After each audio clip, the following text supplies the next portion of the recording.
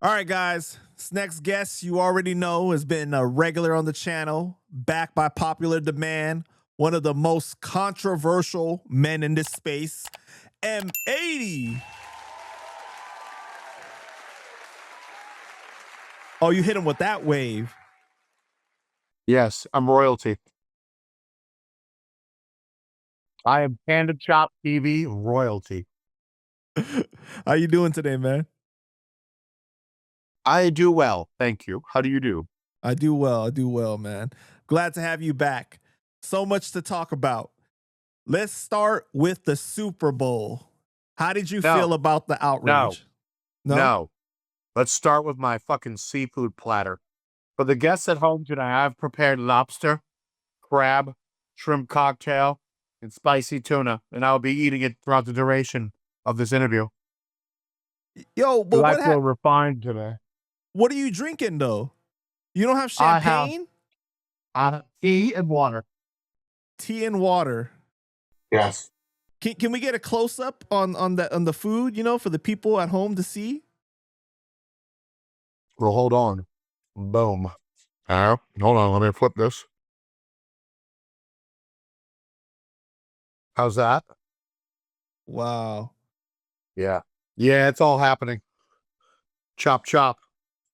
All right, Super Bowl, man. What did you think about the outrage that people had about Bad Bunny performing? Those people are fucking stupid. That's my tape. He's one of the biggest artists in the world, on one of the biggest platforms in the world. What's wrong with it? The funniest shit is them trying to do like the whitewash version with Kid Rock. Like 6 million people watch that versus like 135 million during the Super Bowl. Like, could you imagine being like, fuck this shit, I'm gonna turn on the Kid Rock. Let me know when the game is back on, babe, and bring me another Pabst Blue Ribbon. Fucking absurd. Do you think that it was a racist reason for the whole being upset about the Super Bowl not being in English? Or do you think that like if it was in another language, not Spanish and not English, people would still be just as upset? No, it's racially motivated for sure. Okay. Now with Jay-Z in the house, people are like, when are we gonna get white music again for us white folks?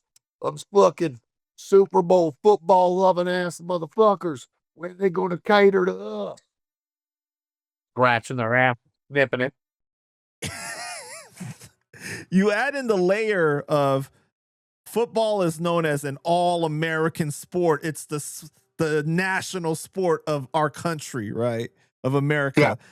So then people were looking at it like, how dare you have something in another language than English? Last time I checked, Puerto Rico is a part of America, but that could just be me. Maybe I'm wrong, but I checked recently and it was there. And I mean, like, so much stuff is in Spanish all over the country anyways. It's like the second language of the country pretty much, you know? Like, it's, I don't know, man. It was pretty crazy how upset everybody was over the situation, though. Do you think that it got compounded with the whole ICE situation, too?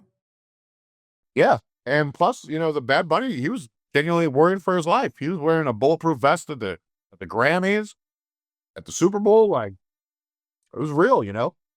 The dude was willing to sacrifice his life to perform and stand up for, you know, his fans and his people and his cause. Salute to that man.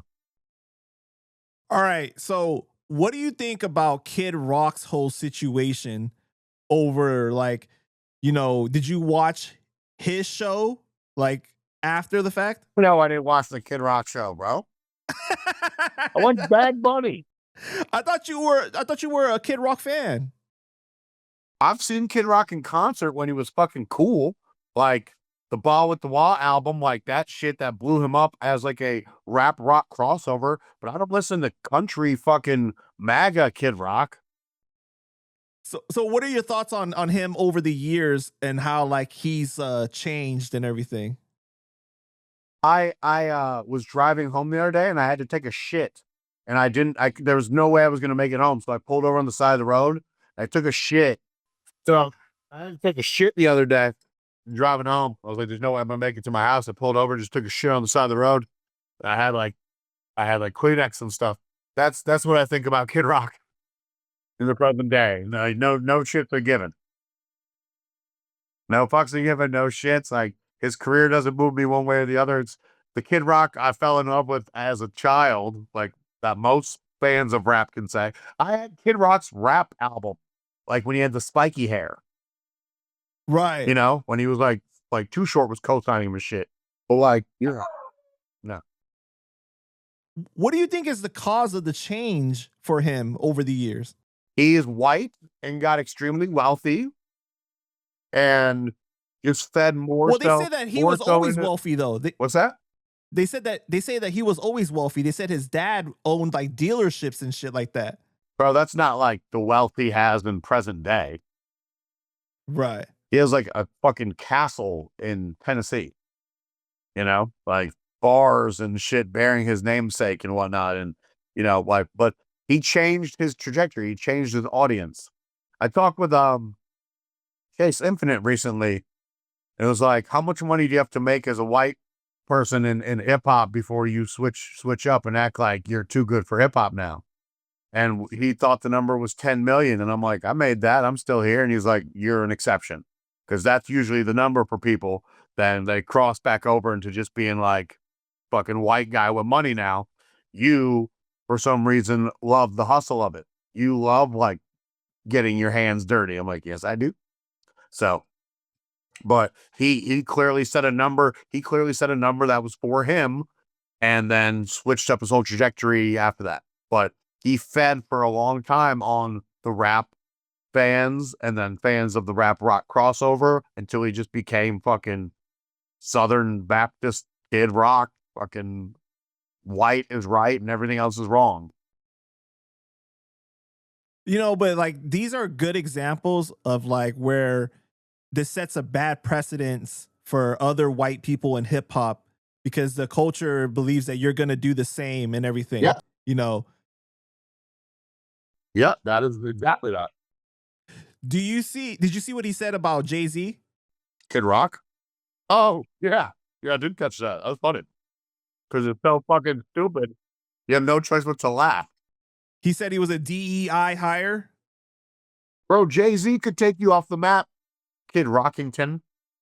Like, cut the shit, bro. Watch your fucking mouth. Yeah, when he was talking about the NFL commissioner, he said, so he brings in Jay-Z, and what's Jay-Z going to do? He's going to do right by his base. That's why he had Kendrick Lamar last year, which a lot of people didn't get. I respect Kendrick, but it wasn't my cup of tea. And then this year, it's like, wow, they're going to double down. And to me, it was another middle finger to conservatives, to the MAGA crowd, to my base. That alone was wow. See? He wouldn't have said that. He wouldn't have said that 20 years ago in an interview. The MAGA crowd, right, the conservative crowd would not have been his base. Even as a country rock star was still rap roots. That was not your base then. He has switched up. He's not the Kid Rock of yesteryear. And then also, you know, he has mixed kids. Yeah. It's okay, bro. You can fuck. Remember, white slave owners fuck black slave women. You can have mixed children and still be racist or have racial undertones. You could hate your own seeds. You could be one of those people. But that's what I'm saying is a lot of times people will use that as an excuse. They'll be like, I've dated so-and-so, or my cousin's girlfriend is, you know, and like, my best friend's black. I can't be racist. Like, you can be whatever the fuck you want to be, bro, or don't want to be. What'd you think about DJ Vlad's take on it? I don't know what was his take. Well, he's been saying the same thing pretty much. It's just that, like, you know, why would you have like somebody perform in a different language in general? But I mean, I don't know if that's like a racial kind of thing with him necessarily. He's just saying that he was saying that like at the party that he was at, even people just weren't vibing with Bad Bunny, even though they're in the music business too.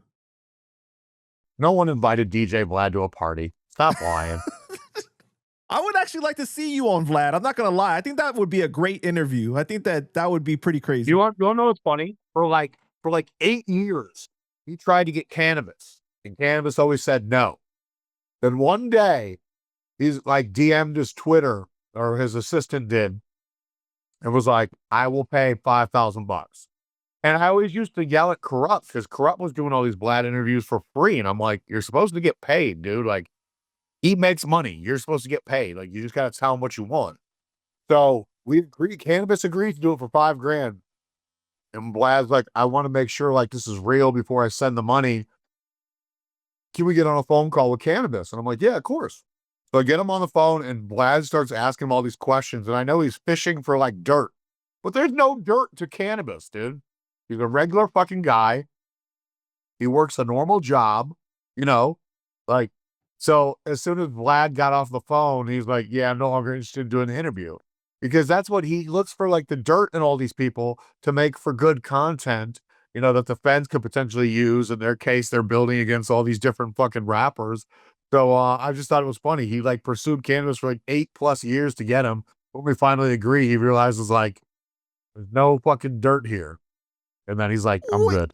Wait a minute. I mean, okay, like what kind of information is he looking for? Because Canibus has been involved in so much controversy alone and beefs and all the stuff, the stories that you've told, like that's enough quote unquote dirt, like, or good information to make content out of. Like, I don't know what you want. If that's how you're looking at it, to make content, but Vlad wants people to do interviews to get them fucking hemmed up in cases.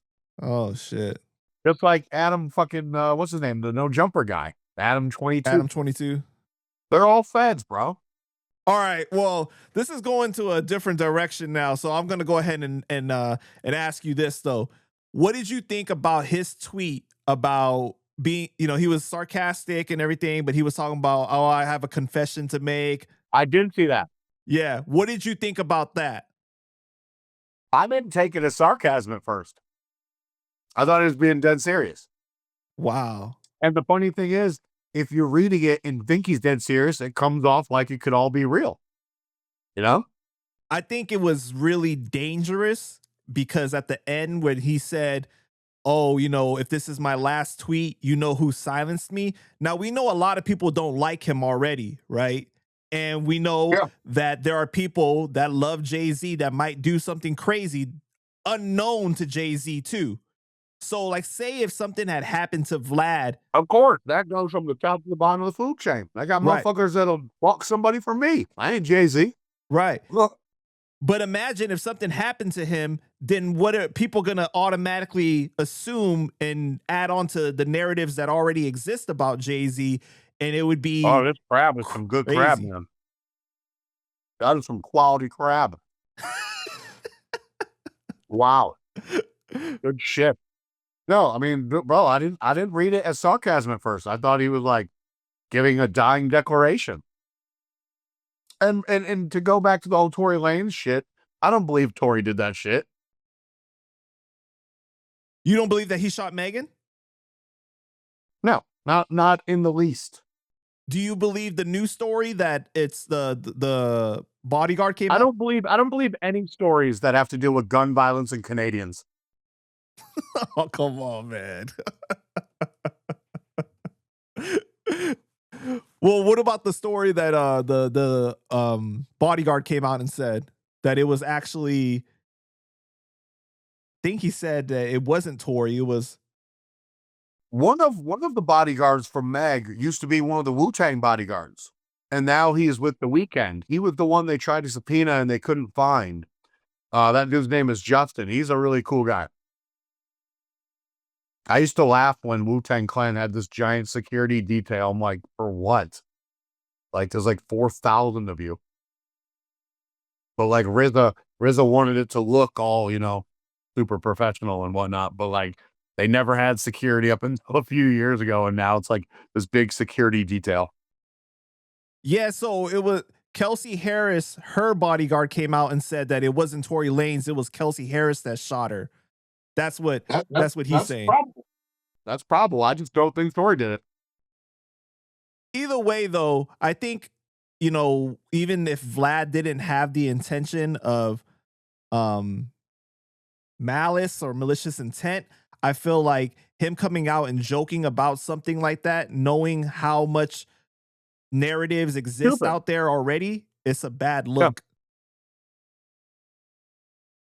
Yeah. It's dumb. It's like, what was the point of that? Like, but again, I watched Demiza say, you know, maybe his numbers are down, his ratings are down, and now he has all the eyes back on him. So if that's what people are doing it for the whole clout of it, so be it. I would, M80 would never. You don't play around with, there's certain names you don't play with. And Jay-Z would certainly be one of those. But he, in his follow-up tweets, though, too, he even goes on to say, like, Jay-Z is Epstein. So to make a serious, like, you know what I mean? Like, to even just say that, that's just kind of crazy, even if you're joking, just because his name is being thrown out there like that already. You know, one of my albums, M80 Taking Back What's Mine, was hosted by DJ Vlad when he was just Vlad, like the mixtape DJ. What? He wasn't Vlad TV and all that shit yet, which made people hate him. But when he was just Vlad, the mixtape DJ, he was very much loved and respected. Like, he made some killer fucking tapes. Right, that's when he was Vlad the Butcher. He had the Vlad Rap Phenomenon and everything, where he did the remix with Tupac's album and everything. Yeah, those were banging back in the day. It was pretty crazy. He was involved in a lot of stuff before he launched Vlad TV. To the people at home, lobster. So how did that come about with you and Vlad? I was a fan of the mixtapes and wrote him. And I'm doing this like collaborations album. There's like maybe one or two solo tracks that were like brand new. Yeah, I was previewing songs from Speak of the Angel album that I was working on that still to date has never got made 15 years later. But he was with it. He did the drops, he did some scratching and shit on there. And then did some promo when like the inception of Vlad TV and just like some web-based promo, and that album fucking killed it. And I toured for it in the whole nine. So he never asked you to go on his channel to do an interview, though? No, not at that time. The channel was like a brand new thing, and still have not ever to this day. And I know Shurju, who I don't believe still works for Vlad, but did. She has the show Shurju's Temple. Right. But yeah, no. I've never been asked to be on Vlad. And if I did, I would definitely curb like what I speak on to just music shit, and then he probably wouldn't want me, just like he didn't want Canibus. They always want the story that has the dirt, bro, like some kind of seedy criminal element. Yeah, that's kind of crazy, man, because I feel like Canibus' story alone is interesting enough as it is, that you wouldn't need all that other stuff. I mean, there's enough controversy there. Yes, I agree, especially if you were like seeking him out for all these years. But no, if Vlad was just not impressed with talking to Canibus on the phone. $5,000. Wow. All right. What do you think of Gene Simmons saying hip hop doesn't belong in the Rock and Roll Hall of Fame? I mean, he's got a point. It is the Rock and Roll Hall of Fame, and there's also hip hop museums and Hall of Fames being built. But the Rock and Roll Hall of Fame in Cleveland is recognized around the world. So therefore, they made that choice internally to be inclusive of music genres outside of just rock and roll. They did not have to do that. That was a choice made at the inception of the Rock and Roll Hall of Fame by the board. I was there when they first opened the doors to the Rock and Roll Hall of Fame, and Canibus was with me. And it was also at the time when LeBron James left Cleveland to go to Miami. And they had that commercial where like the whole big like LeBron mural in downtown fell down, like it just fell to the ground. We were there. They literally took that apart piece by piece, and we sat there and watched it. I'm like, that's crazy. Like, we're here. We had a show in Cleveland that night. But I love the Rock and Roll Hall of Fame. One of the coolest things to me is like, if you've ever seen me post my lithograph from Eminem, the lyrics to Lose Yourself, where it's literally his notebook papers. And you can see like what he wanted to say, and then like crossed off, and then what he ended up saying. and all the different sections of the song. That's the coolest part. There's a Bob Dylan display in the Rock and Roll Hall of Fame that shows like the original lyrics, the songs from Bob Dylan and people like Tom Petty and shit like that. And that's what I love to see personally. Like more so than just like, here's the guitars, here's the outfits, here's whatever, poster and show bills and stuff. Like I like seeing the original lyric sheets. Right. So you got a point about that because it is the Rock and Roll Hall of Fame, but they did make the decision to include other genres. So that's on them. Yes. So like, okay, because I always thought it was a little weird though. Like, you know, hip hop should have its own Hall of Fame, right? But if you're gonna make the decision to go ahead and do that, then that's what it is, right? Yeah, like these hip hop museums. Again, not trying to keep bringing up Canibus and everything I'm talking about, but I was with Canibus in New York when they were doing the inauguration of the first ever hip hop museum. That never got fucking built. Canibus called it then. He's like, we'll go to this shit because we have a show in like New York the next day, but like, it's gonna be some bullshit. And now, all these years later, let's see, that was like 2009. So 16 years later, yes, they're actually doing these. There's a hip hop museum in DC that has a storefront and they have the awards and stuff like that. But like, they're still talking about building these things. It's like, you don't have to spend 10 years of planning. Like, you can just do.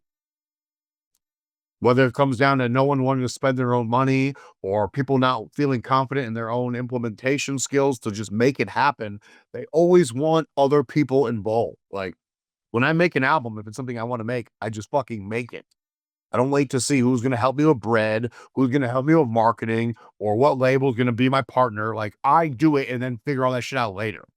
When it comes to these, you know, hip hop museum, this, it's like, I feel like they're looking for like, everyone's trying to pass the buck. One person like a Nas could just step up and be like, I'm doing this, you know? So salute to those that have actually stepped up and made the shit happen. But until there's one recognized hip hop museum, like the one in DC, I don't think it'll ever be recognized to the extent of the Rock and Roll Hall of Fame in Cleveland, where like, you know, thousands of people from all over America and the world are coming to visit every day and pay hefty admissions. But until that happens, I'm very proud of the Rock and Roll Hall of Fame for being inclusive of any and all genres that has some kind of rock influence to it. Beastie Boys, rock influence. Eminem, rock influence. Outkast has a rock influence. These are the kind of hip hop artists you expect to see in the Rock and Roll Hall of Fame. Yeah, but what about the hip hop museum in the Bronx? Isn't that legit now? Like fully built and everything? I haven't been there. Huh. That when we went to the thing in 2009, that's what that was supposed to be. Like KRS-One came and the whole shit. I got photos of me and K Solo and Razkaz and True Master from that party and shit. Oh, it says it's opening in 2026 this year, in the fall. We'll see. Yeah, we'll see. But you know, Nas has done some pretty great things with Mass Appeal as far as like honoring like pioneers though. So Nas, that's another name you can't disrespect in any way, shape, or form.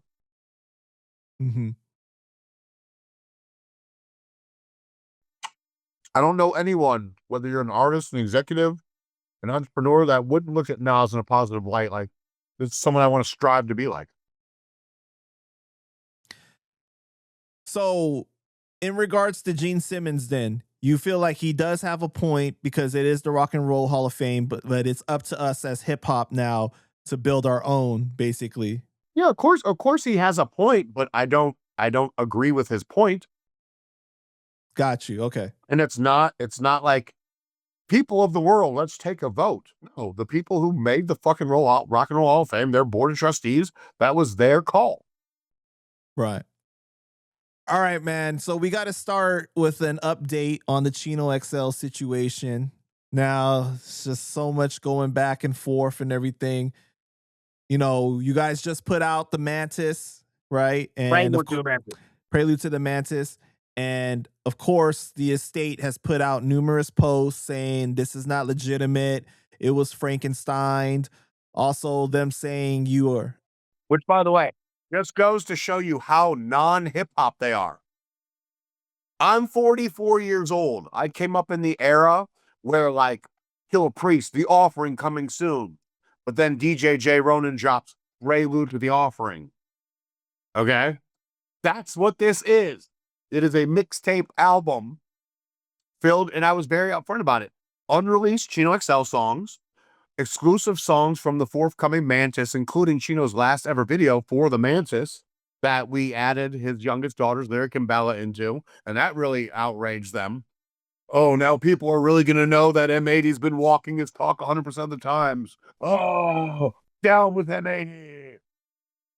So we had some remixes on there, some like classic gems with the collaborations, the whole nine. We made the mixtape for the album The Mantis coming soon. And 100% of the proceeds went to his daughters and their families. And they're like, don't buy it. Don't do it. It's like either you hate Chino XL or you hate his family or you just hate yourselves. Because they have the contract for the Mantis. All the contracts for all the outstanding albums that I had a say in. You know, there's plenty of works that have nothing to do with me. Like, I'm not a part of God's Carpenter 2. I became a part of it by merging Stu for God's Carpenter 2 with Art Geschwin, who is, doing the Chino Canibus album. I merged them together so they could take their unreleased material and have enough to finish God's Carpenter 2. But like, there's an album Chino was doing with Man Bites Dog called The Tempest that has nothing to do with me. There's a project with this company called Pale Horse Productions Chino did. Nothing to do with me. Again, so it's like, they're speaking out against everything that I have a hand in. And it's like, that's what made these other people scared to put their shit out. Because everyone acknowledges I'm just on a different level. Like, Chino's family can't, the shitty side of the family, can't take any business from me, nor can they bring business to me. Like, I'm not one of these up-and-coming dudes that's like, oh, my reputation, I need to keep it as pristine as possible. I can take as much mud as possible and still be fine because I'm with the upper echelon motherfuckers. I've sold damn near 20 million fucking records in real time. Okay? I'm not a figure out where my next paycheck's coming from guy. So that's why I can, Chino was my man. That's why I can be like, look, we're going to do this project and make sure 100% of the money goes to the family. Like the family I knew existed, not the family trying to shit talk me in every turn possible, whatever. Remember this to the people at home.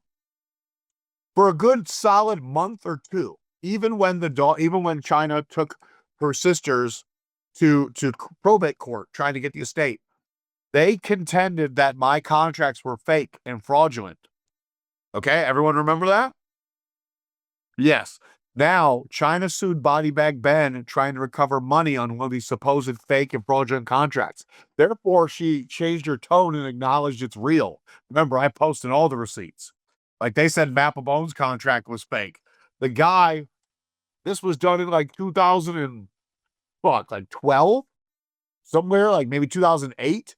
The guy, Sean Latino, the producer of Map of Bones, still had the original envelope. Chino had mailed the copy back because on those days you had to have an original mailed back to the label.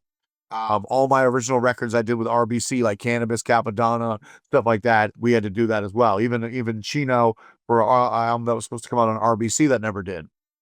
So, they changed their tune. So when I appeared as a witness for Body Bag Ben in court, and that, like the judge wasn't buying anything China was trying to sell. Like, the judge was able to confirm, okay, you do have this paperwork showing that this amount of money you're suing for and said wasn't paid was in fact paid. We have statements from Chino's family that it was paid, that Chino then spent the money on X, Y, and Z, and it was paid. Like, all that was there. So, but China suing Ben just helped me. Ben, win or lose, you can't now sue me and claim the contracts are fake and fraudulent when you just sued this guy to recover money on a supposed fake and fraudulent contract. So win or lose for Ben, I told him, in the craziest instance where you lose, I'll throw you 10 grand because they've just saved me fucking 100 G's in legal fees. Wow. Like, they can't sue me now for shit. I can do whatever the fuck I want with impunity. That's crazy. You literally lied to the world and said I was operating off of fake and fraudulent contracts. Then you sued a producer on one of the fake and fraudulent contracts. Go me. That's the one time I'll pat myself on the back through this shit. And they thought I was the one being gross the whole time. No, I was just trying to assert right the whole time. Let me give you an example why I can do this and take time out of my schedule. Because I'm a fucking leader, for one. Because I make great money. I worked with Chino from 07, 08 to his passing in 2024, and I've worked beyond. Add up all the money I made Chino in all those years. I made more for me in January of this year. Do you get that? Yeah. Chino is one of the best underground MCs of all time. This is an undisputable fact. Doesn't mean motherfuckers were throwing money at him. People are throwing bread at me because I know how to construct these albums. I know how to handle all the admin, from the copyrights to the publishing, to the clearances, to the contract reviews, to the label deals, to the distribution deals, the whole nine. I know how to shop the record deals, the distribution deals. I know how to coordinate the PR, the radio, the touring, the ads, all that. So it's like, that's why I can touch bread every day and work with different clients every day and handle different tasks every day. The artist who is just an artist, like a Chino XL, like a Killer Priest, like a Canibus, does not get to avail themselves to the same amount of work unless they are an A-list motherfucker. Like Snoop Dogg can do whatever he wants any day of the week. The money is going to come. He doesn't have to get off the couch unless he makes at least $50,000 or $100,000 a day. That's why. So when they try to say, well, M80 just fucked with or Chino just fucked with M80 like on a transactional basis, I don't give a fuck what you said you was. I know that man was my friend. I know that man loved my family. Would call my grandmother and my aunt without me knowing, just to call. When I would travel, my wife told me for 2 years, he'd come by the house and just circle the block to make sure everything was cool. Would come to my daughter's birthday parties. You're not going to tell me this person didn't care about me. It wasn't my friend. So it's like, you're out of lives. There's nothing more you can tell. Because I'm so good at my job, I can afford to do what's right for the people I care about and their families. Vlad Exposed' mom just passed away this week. He called me crying. I cried with him. I said, you tell me what you need for the funeral. I'll send it right over. I sent it yesterday. I wouldn't be able to do shit like that if I didn't make money to therefore take care of myself and others. And the best message I ever learned from Canibus, it's all about, life is all about service to others over service to self. And I've always taken care of those who've mattered the most to me. Man, wait, whose mom passed away? Vlad Exposed. Oh man, I'm sorry to hear that, man. Shout out to him, man. That's terrible. So the you know, there's a lot of life in right now, man. You know, so like every time I go visit Corrupt, and Corrupt's doing great, man. He's getting healthy, he's eating, he's looking great. But like, they're not working right now. You know? He's not recording new music, he's not touring. right. So every time I go there, hey man, you know, Corrupt's gonna sign these vinyls, 100% of the money's for him. Or I'm gonna do X, Y, and Z work over the weekend and I'm gonna give 100% of the money to the family. The past 2 trips, I've dropped off like $6,000. And I still have to do the work. You know, like, but that's me just doing my part, man. That's it. More people need to fucking do more for others and stop just making life about what you can do for you. If you were here right now, I'd let you eat some of this crab meat panda chop. Yeah, you better. That looks good. But I'd like to eat it because I want to share the wealth, the vastness with you, not because I'm obligated to. Exactly. Right. So the estate also tried to say that Chino's last music video wasn't his last music video. Yeah, because they're probably gonna just take some old footage and put some music behind it. That was the last music video Cheese shot in his lifetime. I wouldn't know. What was your reaction when you saw them write that you were bribing Lyric and Bella with money to basically side with you? That's because they're gross and they come from bad roots. Remember, Chino had other kids in the hierarchy of his children. I hate to say this, but I've said it already, so I'll say it again. China is at the very bottom of the important totem pole of Chino's kids. And then Stacey Castro saying that Chino had a fourth daughter that's older than China. That's not his daughter. It's Stephanie's daughter. Like, Stephanie's China's mom, and Chino never married China's mom, and Chino never adopted this other daughter. So they're just gross, dude. Like, they'll never understand. They can't comprehend this. Regardless if your name is China, Lyric, or Bella, or Kiana, the fourth random person, Chino's not here. Derek's not here anymore. There's not a whole lot of other people stepping up to help. We live in a different realm now. The social media world, stop it. Social media world, you're sad when you lose someone, and then 3 days go by and it's on to the next, right? Right. I'm not like that, dude. Like, that man cared for me in my lifetime, and I care for him, and I'm going to pass that care on to his children. And it's not like some newfound love. I loved these people when Chino was here because they were around Chino. I got to know Bella. I got to know Lyric. So they don't have a father. And I'm not trying to step in and be their father. But you know what? It's nice when I can treat them to a concert. Or say to their family, hey, do you guys want to go out to dinner sometime and just be normal? Chino never got to go to the Grammys, but I could ensure that his daughter and her daughter's boyfriend got to go. I know my friend's proud of me. And you want to use that against me like I'm buying them? Buying them of what? The fuck does it matter if any of them like me or not? Them liking me makes me feel good about my choice to give them the money for the albums. Otherwise, I'll keep the fucking money. My heart allows me to do what's right. They don't have a good heart. They don't have a good fucking mind. They don't have anything. Like, China stopped doing whatever the fuck she did with her life, like she was a travel agent. Like I said, thinking there's some $1 million pot of gold at the end of the rainbow for the afterlife of Chino XL. It's not there. If the artist didn't make millions in their lifetime, there's not millions waiting on the horizon in their afterlife, okay? That's how that goes.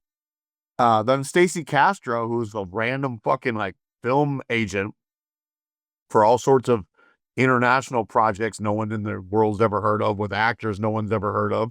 Like, this Chino thing, she was fired by Chino in 2018.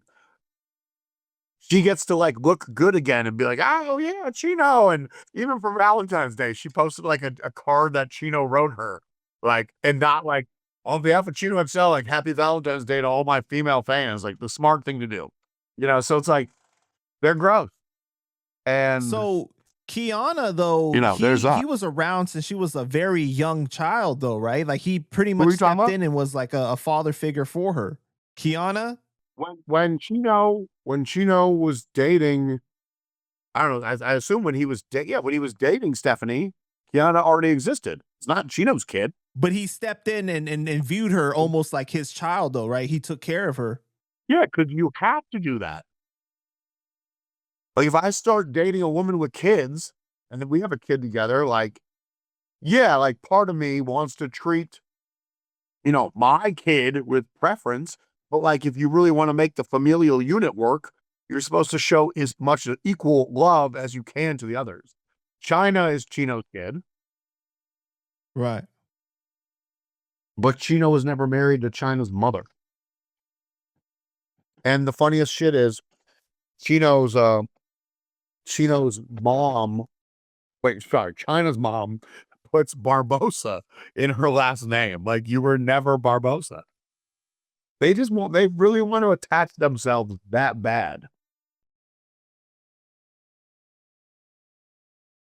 You know, the situation forced Lyric and Bella for the Chino, the Chino tribute Instagram, right, to come out and address the whole bribing thing, which was, I think, was very unfortunate.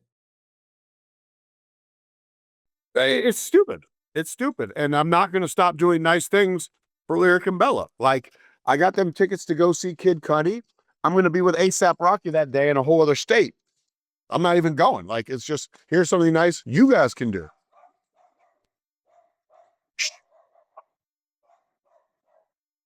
Can you hear me? Yeah, I hear you.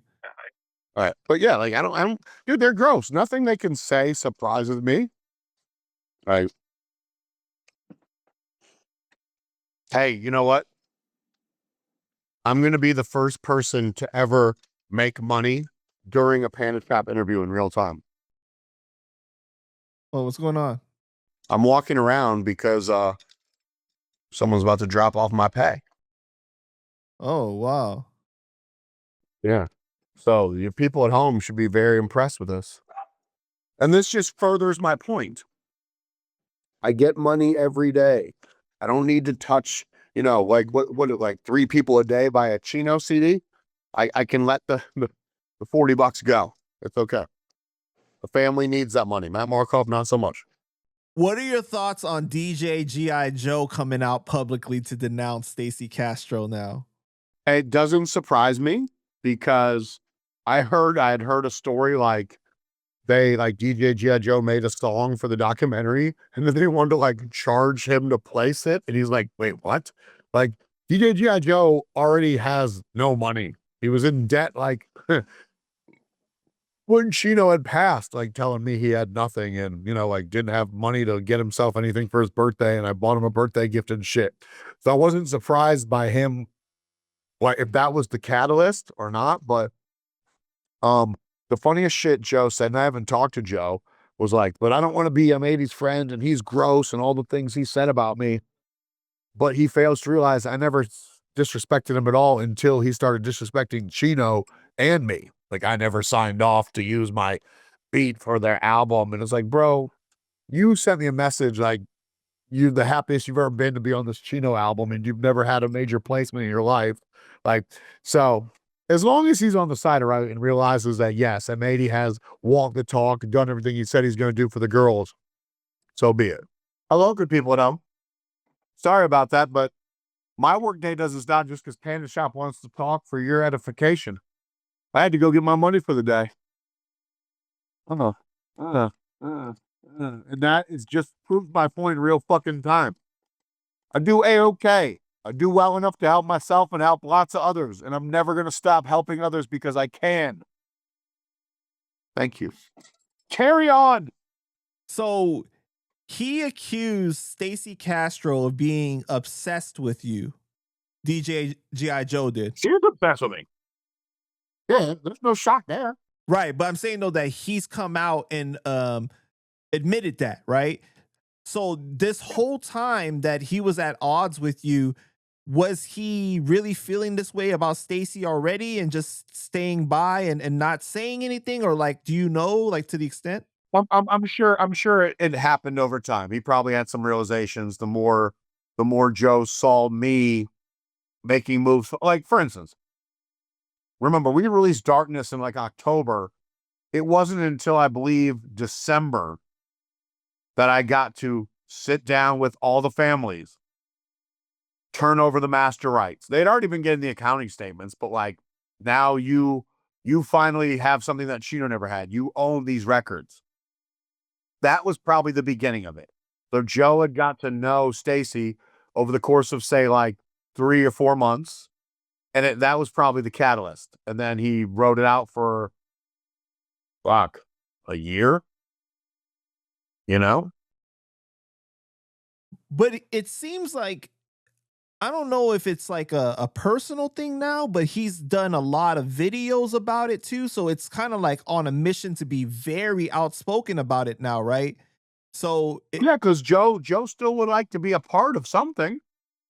I don't think he wanted to leave China and Stacey and just like abandon all things Chino. Mm-hmm.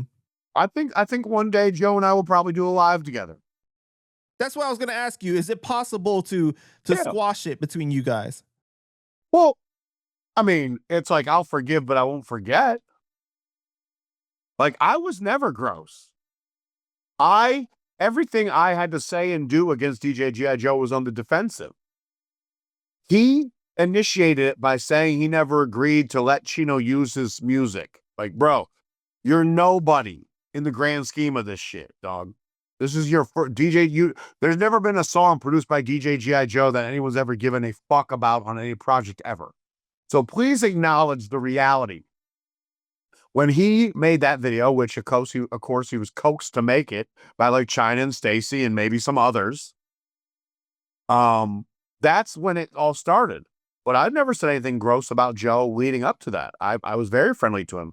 Joe was not invited to Chino's funeral, and he was adamant about attending, and I got him an invite. Like, because I could not attend, I asked that they give my invite to the stranger, and he's like, oh, well, it's too expensive to come on such short notice. And I'm like, I just really did all that for you for nothing? Like, okay. And then Joe complaining about, like I said, not having money. No one got him any birthday gifts. I never met the guy, but he just kept complaining about how Chino never paid him for the beat. And Chino didn't pay any producers for any beats.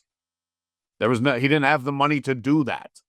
It's one thing if you have the money and you're just being fickle with how you spend it versus just not having it. Mm-hmm. Chino was in the just not having it category, okay? Like, Chino very rarely spent any money on himself. When he had money, it went to providing for his family. Like, when I said that when China had a destination wedding, and this is what I learned after the fact, after he passed, because again, I never heard China mentioned once in Chino's lifetime, that apparently was, he never recovered from that financial investment. Wow. But Chino very rarely spent money on himself. Like, when a drunk driver had hit his Jeep was parked and a drunk driver hit it in his neighborhood. Like, he didn't have money for a car, like a replacement car. I fronted the money for the Range Rover. Then when we did the deal for the Mantis, I got to be reimbursed for that. So it's like China and them know all this shit. They have all the signed paperwork. They know it.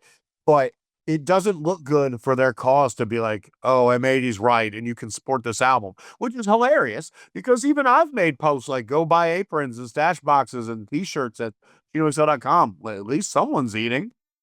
They really take issue with the fact I'm doing things to help Lyric and Bella eat. And their mothers. And like you have issue with that.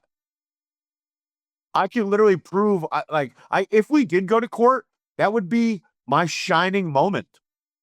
Because then under oath, under the potential penalty of perjury, has any money from a Chino XL sale gone to your bank account? And I'll say no. And I can provide my bank statements. And they can show that every week, every Friday, 1332 gives the statements they go to Chino's family, they go to Colette and Lyric and Bella and Nas, that's the rep for the girls. And then when they want to pull the money and they, end up pulling it every month or so, it goes right to them. Never once touches my account. I would be completely vindicated in the courtroom. Luckily, people are smart enough to understand now, like, okay, M80 is really that fucking dude. You said that you're open to squashing it with G.I. Joe, but then you just said some pretty... Say that. What? I'm open to do the lie.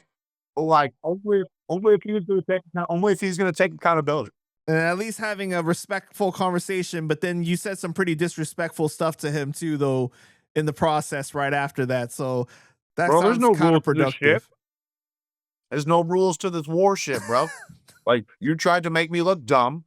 You tried to make me act like I wasn't that motherfucker in Chino's life. And he's not the only one. So it's like, yeah, I'm gonna fucking shit talk you. I'm gonna shit talk your family. I'm gonna shit talk your fucking studio. I'm gonna shit talk your whole fucking existence. Because fuck you. You're not Chino. You're not even me. I'm not in debt. I survive off music. Like, he had sent me a message one time, I posted a screenshot, like, I never made $1 in this music shit. We're not the same then, bro. Because all this I just picked up is from fucking music. Today. We're not the same. So please don't equate like you fucking understand what the fuck I do for a living or what's going on. All you need to know is, was I good to Chino in his lifetime? And am I going to continue to be good by his family? The ones that I give a fuck about.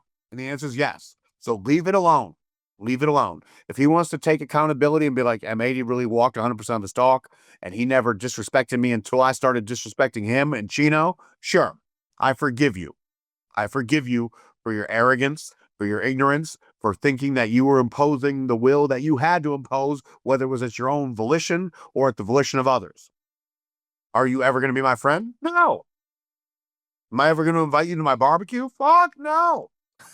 You're ever going to produce a record, produce a song on an M80, executive producer A&R album? God, no.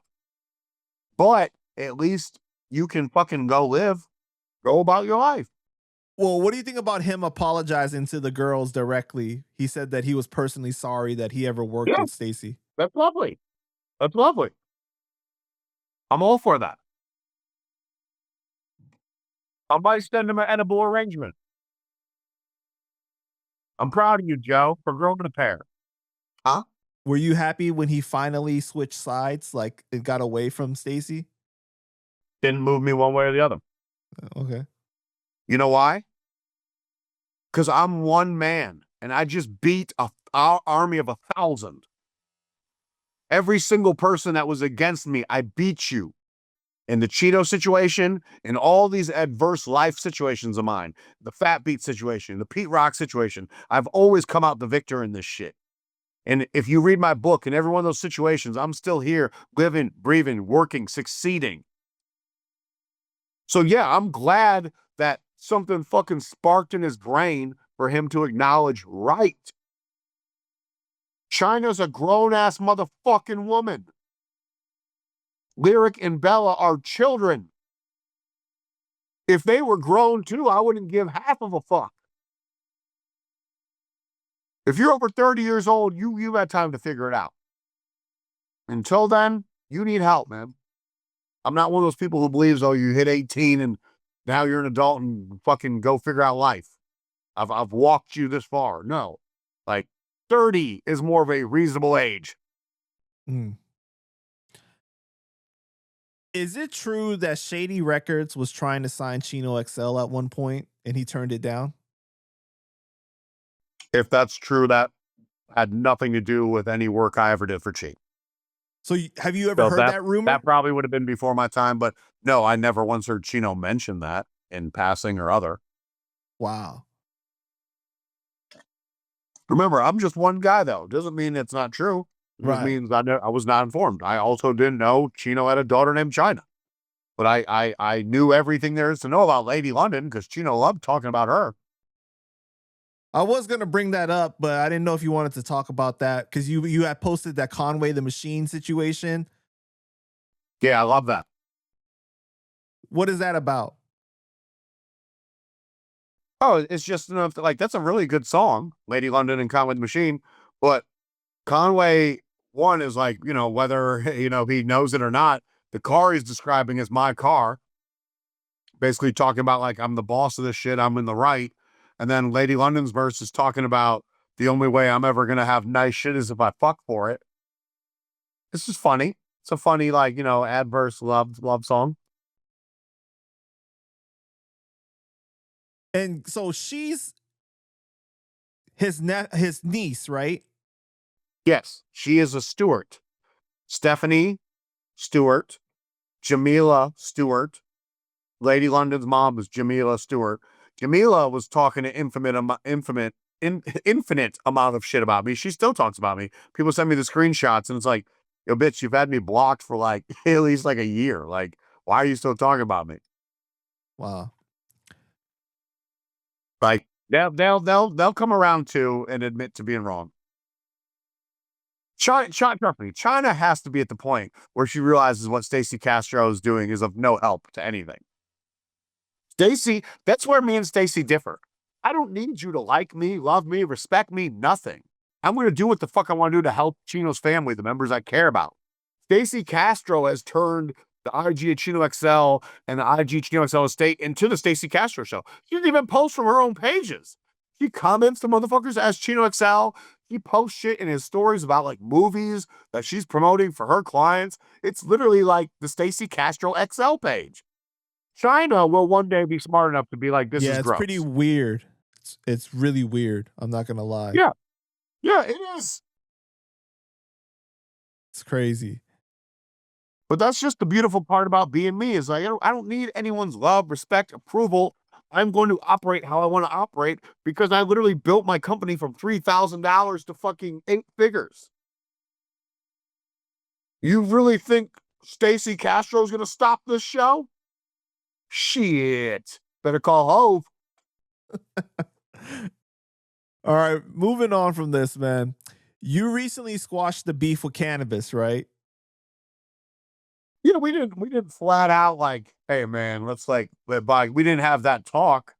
Well, I called Canibus when I was in Brazil because we had to clear the image. You know, if you bought the new J. Cole album, there's a picture of his bedroom from when he was a kid with all the posters on there, and everyone had to clear it. And Canibus answered on the first ring, and I was like, damn, I didn't think you were gonna answer. He's like, you never called me. Like I assumed it was an emergency. I'm like, no, man, but I appreciate you answering. So like, look, like, there's no money in clearing this, but like, it will look good for me. Like, because I got you to clear the shit and J. Cole's people couldn't get a hold of Canibus. Like, no one knows how to get a hold of Canibus but me and maybe like 2 or 3 others. But like, Cole's people were very happy that we got the clearance. And then I've talked to Canibus a couple times since. And when we dropped the Darkness and Other Colors deluxe bundle, there's going to be the EP that has the Canibus and Chino songs on it. It's three songs that they recorded together for the EP, and then a solo song apiece. It's 5 tracks total, and that's going to be part of the box set. Wait a minute. So I thought that you guys took the verses to put for God's Carpenter too. Yeah, but we already had 2 songs out. We just spit bars, and the Rakim joint was already out. So essentially, I'm taking one of those songs back. Got you. Okay.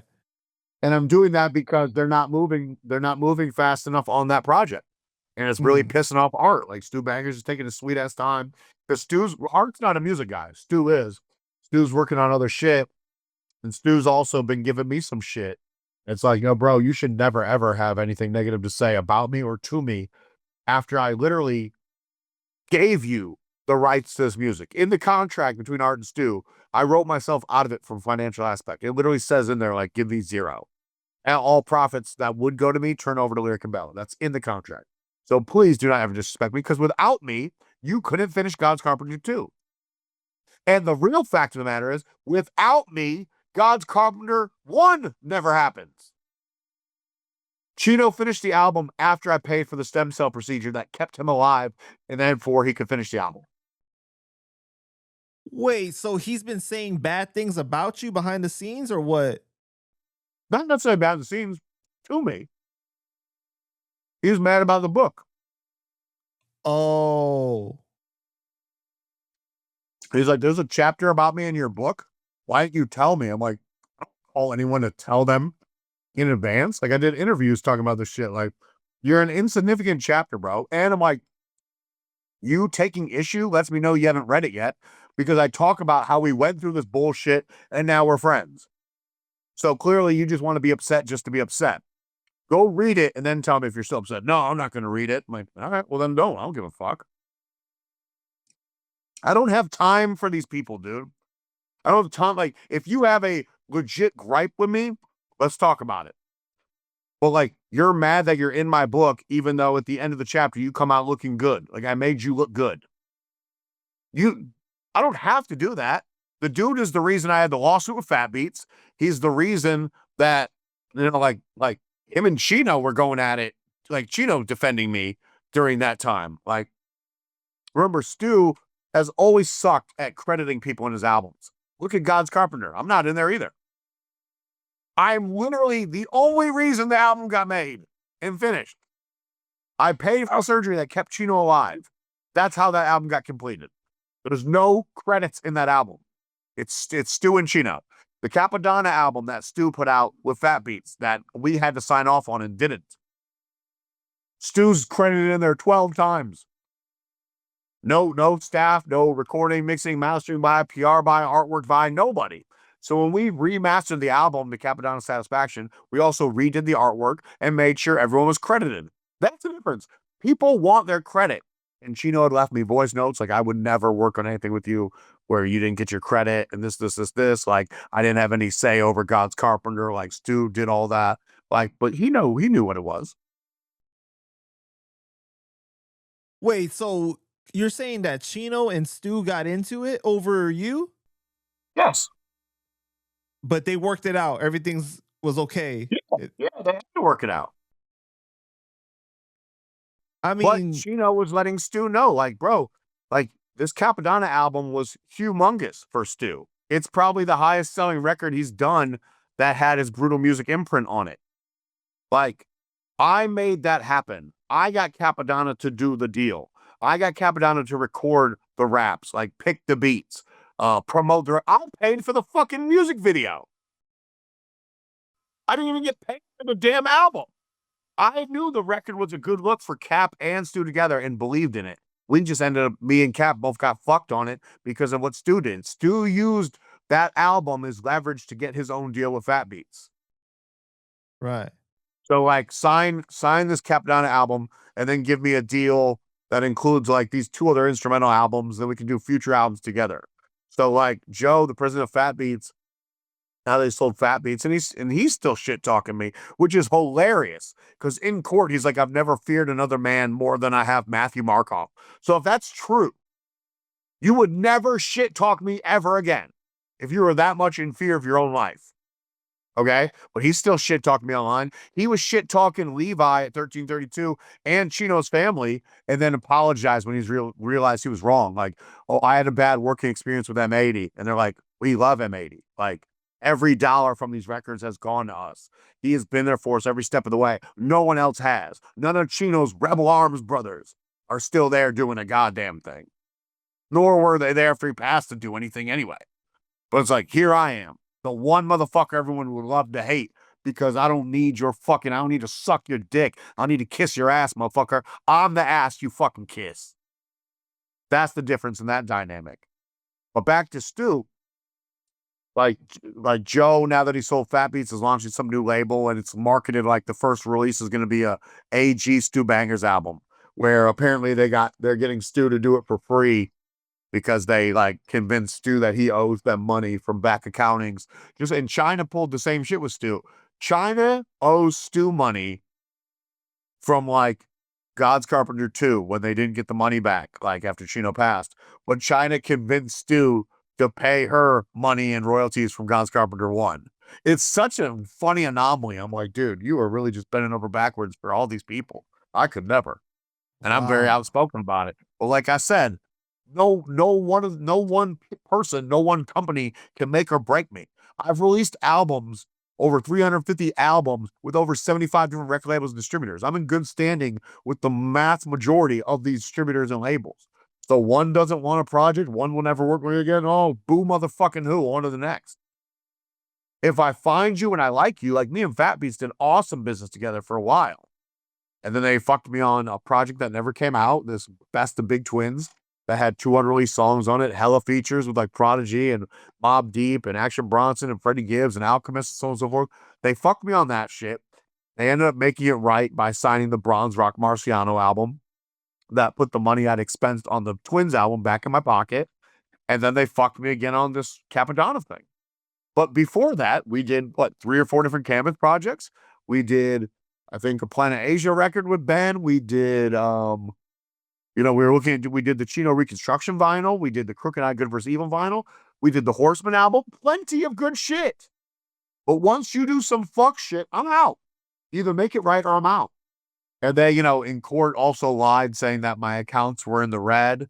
Literally 4 days after the court case was done, Fat Beats emailing me, oh, okay, so we've looked back in your accountings and we were wrong and we owe you X amount of money. And I'm like, send it. They're like, well, we want you to sign off on these legal docs first. I'm like, no, this is money you owe me. Send it. And then I'll look at your legal docs. So they sent me 4 or 5 G's. Then I look at the docs and I'm like, I'm not signing this.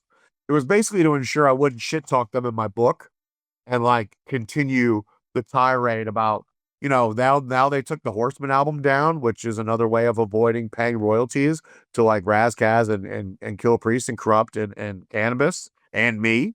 Now they've they've sent statements showing that my account's still in the red, but then they sent me a statement a month ago where they owed me money. So I need one more statement before I can refile the suit. Like they're fraudulently doctoring my accounting statements. Wow.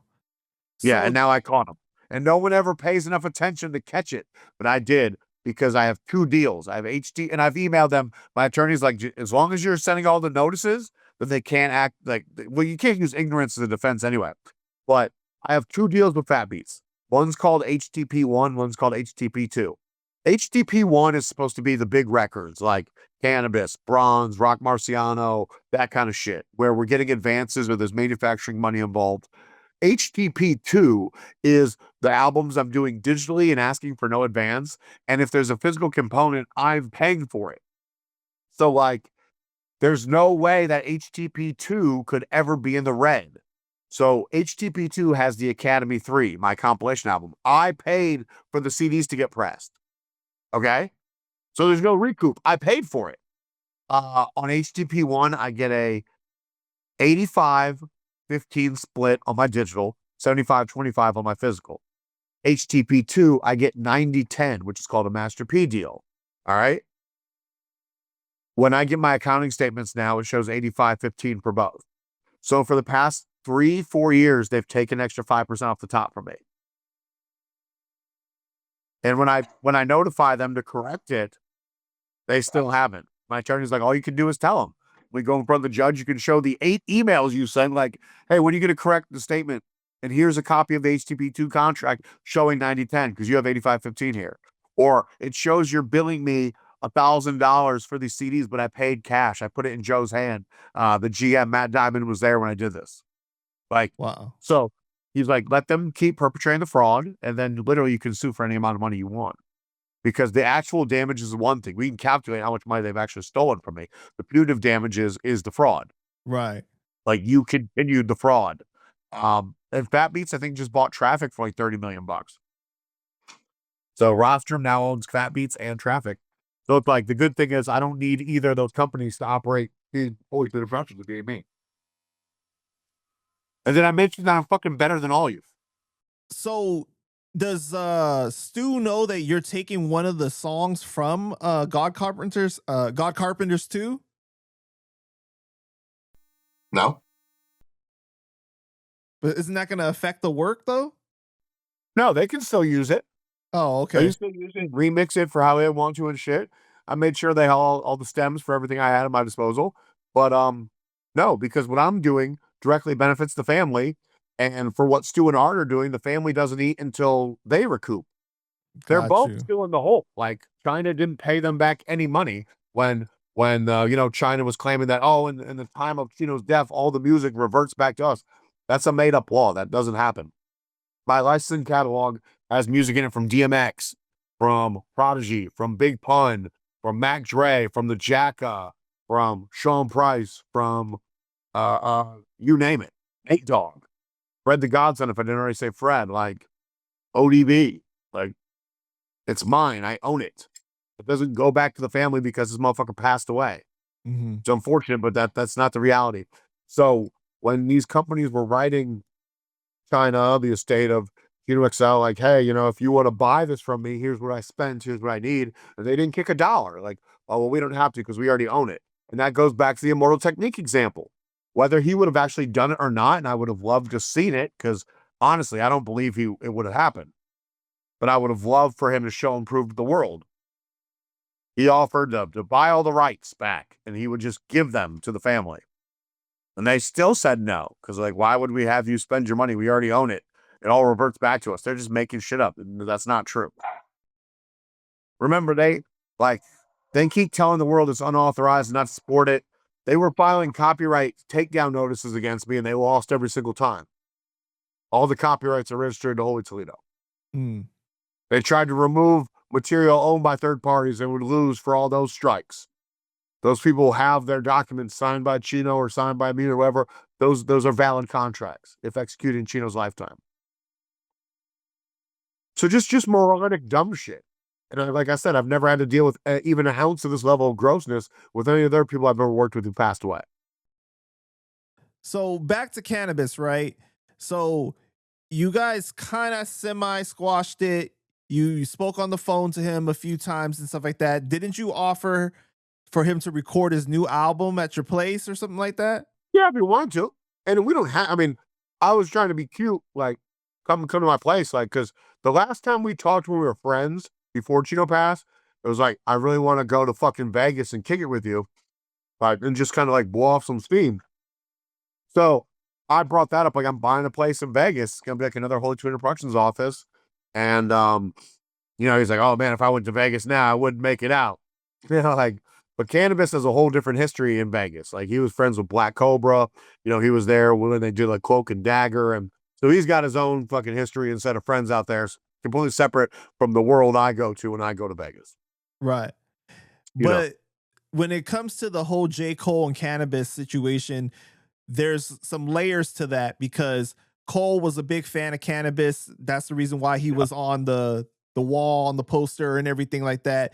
And he used to shout him out all the time. But then Canibus said publicly, if he's such a big fan, why he never get me for a feature or throw some money my way. And you were in Austin, Texas with Redman and J. Cole, and J. Cole's taking pictures with everyone. You asked for a picture and J. Cole said, don't talk to me right now. Tell Canibus, call me. Yes. So J. Cole. By the way, and Canibus did have a good point, just like Gene Simmons has a good point. Right. It's the Rock and Roll Hall of Fame, blah, blah. Like, I understand your point, but it's like, it's not your call, Gene.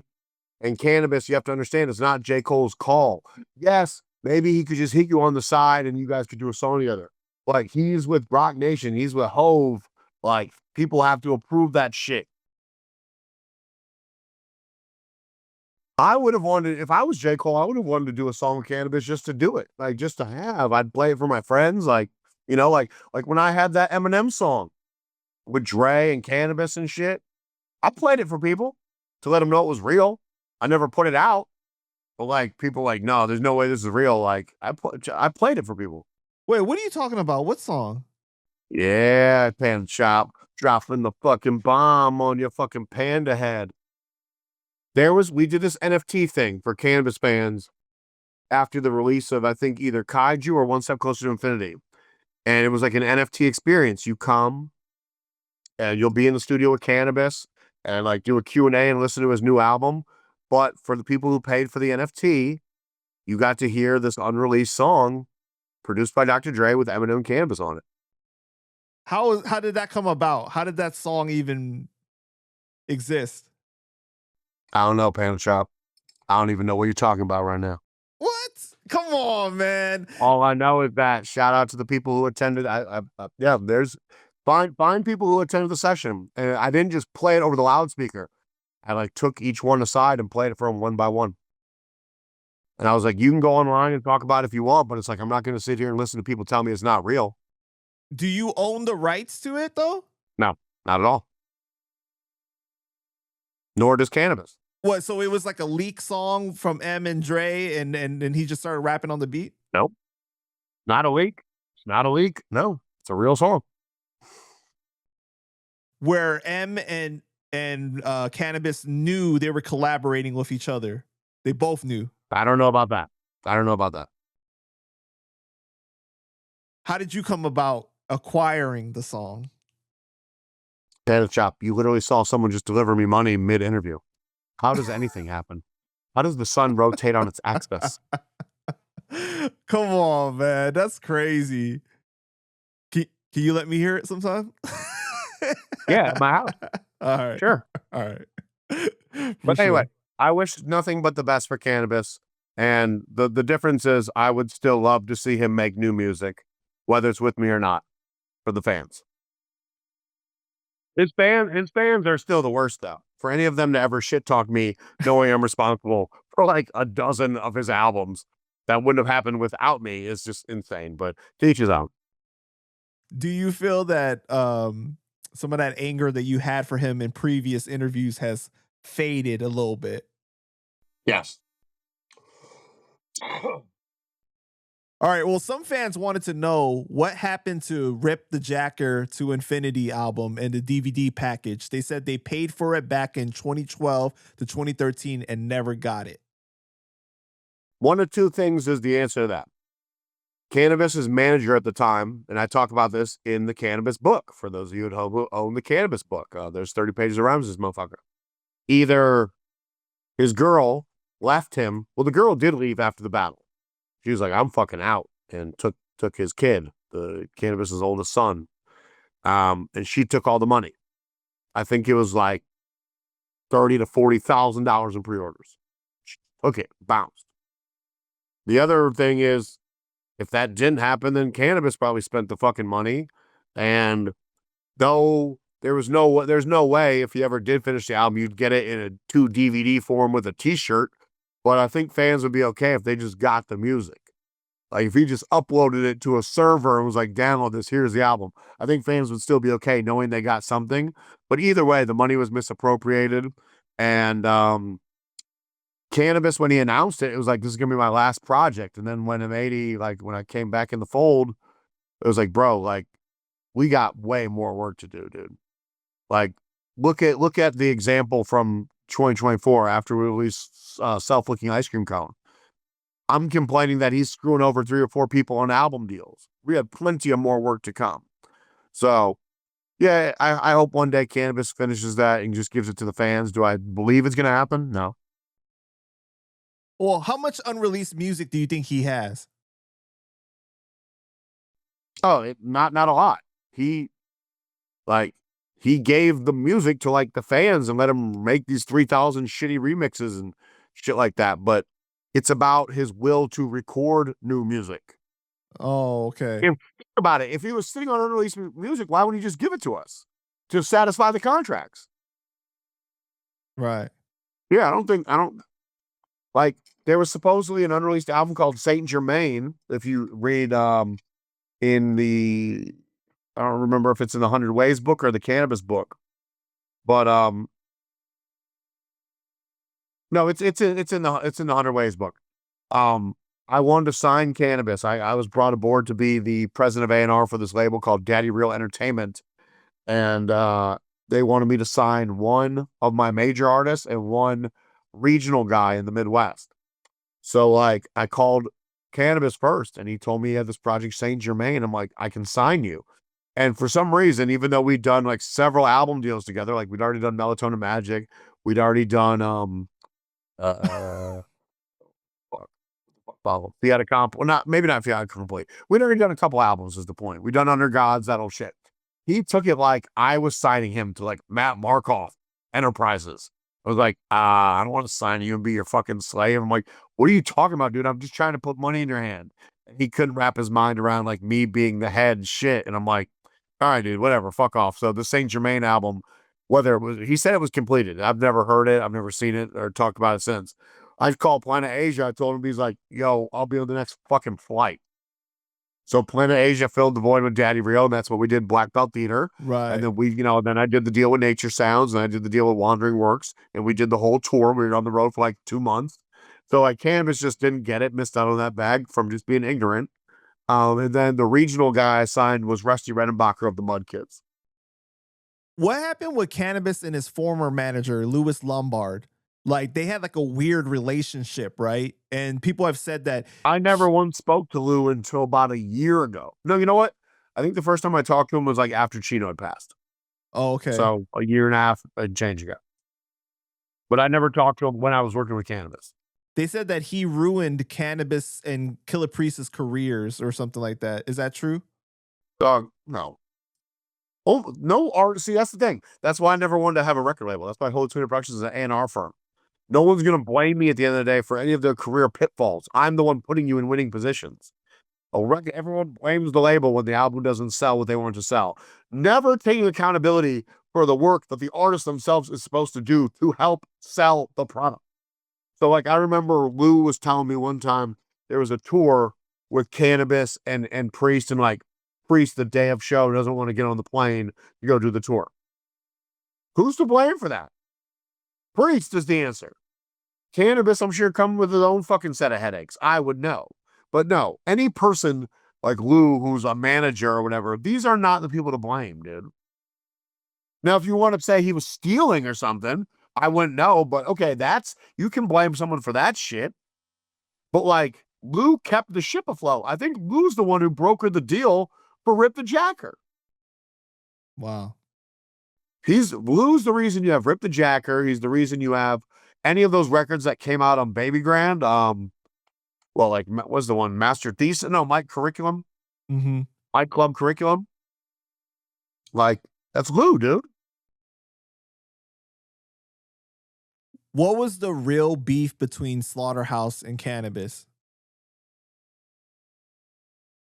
I don't think it's Slaughterhouse as a whole, but it was something with in the disaster battle, he did take shots at them and say, like, you know, that was Canibus just taking shots. I don't think all of Slaughterhouse hated Canibus, though. Canibus is just fucking, you know, throwing haymakers and seeing what lands. Oh, okay. I remember Royce got upset because Architect released a song that was like Canibus and Royce that was older, and Royce had already expressed like a disdain for Canibus, and then they put the song out making it seem like everything was all buddy-buddy. So that Royce took issue for that. That was like when we were doing Undergods. Mm-hmm. But Sound Records and Entertainment, Crooked Eye told me this. I didn't even know this. You know, Crooked Eye's on the Undergods album, but that's when Sound Records could have signed Slaughterhouse. They could have signed Macklemore and didn't.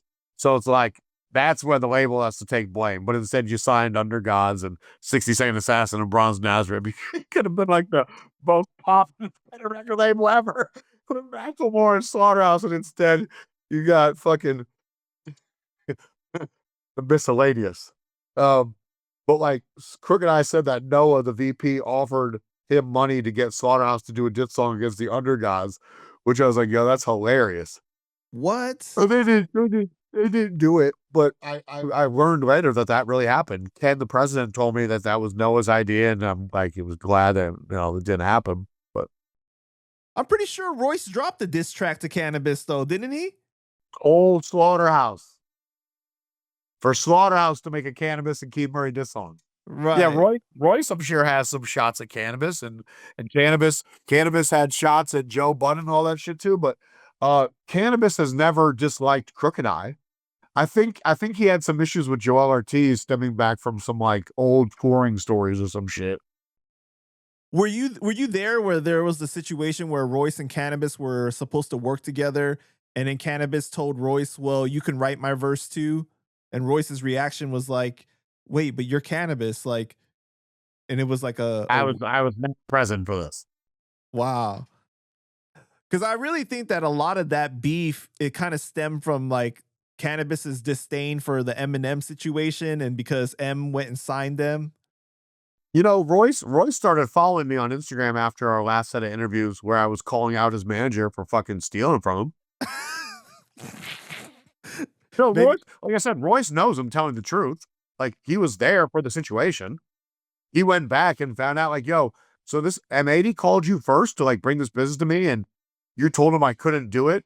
And then then I ended up doing it when he called me directly. But like, why would you? Yeah, like, so Royce found out the truth. He knows I was right. But like, that's his manager. And, you know, sometimes when you have little petty theft here and there and discrepancies, like, you weigh the totality, like, well, you've done more good than bad for me. Right. Yep. I had one of my friends cost me 30 G's on a deal once, and I didn't talk to him for like 6 months. They're not even in the music industry. They were just hanging around some of the artists and said something. I told them in confidence. And then the artist was like, felt away about it. I was like, well, fuck it. I'm not going to promote this record. I'm not going to, and it hurt me. But then when I sold the masters, I ended up making the money back and we became friends again. But like, I told him, like, I didn't think I'd ever talk to you again because I was really mad about, I mean, you're my friend. There's no reason as my friend that's not even in this line of work you should ever cost me $1. Yeah, I think I remember you talking about this. Yeah, that's crazy. But I definitely think that Canibus felt the way because of the Eminem deal with Slaughterhouse. Because he's always had this like weird feeling towards M, where like it's like almost like he doesn't hate him, but he does, you know. He didn't get the kind of reaction. Listen, I think I said this in a past interview. Canibus never really let it go that I was in the studio with Eminem that day with Crooked Eye, and that I went on to work on these other Eminem records just from that one session. But It was more so like, thank you for like letting me know before the internet, like, oh, your fucking manager or A&R guy was in the studio with Eminem. It's like, I wish that I could be there. I wish that I could have the photo. I wish that I could tell my kids that I wasn't a fuck up. Like, yes, I had some career up and downs and shit, but like, you know, I outgrew that version of me. But now it's like you're too far removed. You don't get to go from working an HVAC job to being in the studio Marshall. Like, it's not going to happen.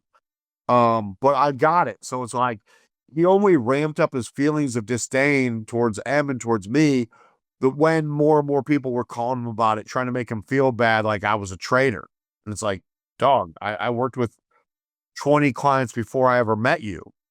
And since you, I've worked with 180 more. So it's like, of course I'm going to cross paths with people you don't like. You're going to cross paths and work with people I don't like. Like I remember, and I talked to RJ Payne about this like maybe 6 months ago. There was a time where I was really trying to help RJ. And I was doing it for free. And I was really pulling all my resources. Like when the deal with BSF wasn't working, we're going to work out for his favor. And I'm shopping RJ around. And we're just, all the deals are coming back the same. Like, we'll take the back catalog, we'll take a new album, but there's no performance history because he's done everything himself. There's no music on DSPs. It was all on his website. So even though you got Eminem shouting you out, you got Lil Wayne shouting you out, that in my mind would be enough for a label to put a financial investment into this person. But it wasn't happening. And then RJ just kind of stopped talking to me. RJ wanted Canibus on a song. Canibus had known the story, so asked me if it was okay for him to do the song. I said, yeah, of course. Yeah, he's still dope. Like, it's just unfortunate that like I really believed in the guy and nothing came of it. RJ had seen an interview I did with you and then reached out to me and was like, there's so much more to you than I ever could have understood. So like, my apologies if it felt like I just fucking like stopped talking to you. Because there was no reason to stop talking to me. I'm not asking you for money. I'm not asking you for shit. I'm helping you because I'm in a position to help. And I could have brokered his deal with 3 or 4 different labels that I think would have been good for him. But I told him in reality, if I was in the picture when the Benny situation was on the table, I probably would have had you assess that better. Because being with Benny at the time would have made you instantly the right-hand man. Like, you would have been the most skilled. You would have instantly surpassed any of the BSF guys. He then, Westside would have taken notice. Like Westside pulled Stove God from Rock Marciano. Rome Streets was already with Muggs. These people weren't just out of nowhere. SD Neck was already Tragic Allies. All these people had shit going for themselves. RJ Payne had something going for him. Benny could have definitely helped him. And then Westside would have fucking amplified that shit. So I would have given more candor to that than just say no for whatever reasons made RJ say no. Do you know what happened? But it's nice to know that people do watch your shit and people listen and people, reflect on it. I think more people watch than they like to admit, but yeah. Because you've seen like some reactions come out of this because of that. We've seen some things happen. But do you know what happened between Benny and RJ? No, it was nothing, like no bad blood. Uh-huh. It was a deal that RJ thought was like offensive. But then when I started shopping him to other labels, they were all offering a similar deal. So Benny, whether you believed it was offensive, that's because in your mind, you felt like there was a giant bag out there for you. But no, these labels, it didn't matter that you were getting all these fucking major cosigns. Maybe it would have mattered 15 years ago. You could have used that. If Eminem gave me a cosign 15 years ago, I'm getting a 6-figure bag somehow, somewhere. Right. Even that really dope guy that was on a Kanye album made like 7 figures. Even Freaky Zeke got a 7-figure album deal from being this guy in the Diplomats. Right. Like there was money. There was way more money there before. But no, like he just took offense to Benny's album offer or signing offer, which would have included the back catalog and then reintegrating it into the DSPs and then generating revenue that way. But that's what all the labels end up offering. Do you think that some of these things, like the situation with Canibus being upset that you were with M in the studio, or like, for example, the Benny and RJ situation, it comes from where you know, in this space, it's not like a corporate 9 to 5 where there's like boundaries between like people's relationships and stuff like that. You're in a lot of like, you know, areas where things can become gray, where it can seem like relationships are more personal than they are professional. And then like when you get like something that happens, you can get offended by it, like getting your feelings, that thinking that, you know, like, oh, I thought that we were really cool. Yeah, because like I said, you know, I'm at the stage of my career where it's like I only want to work with people where it's like you're my friend, like you're helping me, I'm helping you. I don't have to worry about like the fuckery, or at least I think I don't have to, and it just feels right. But like if you're just getting your feet wet in that, none of these people are your friends.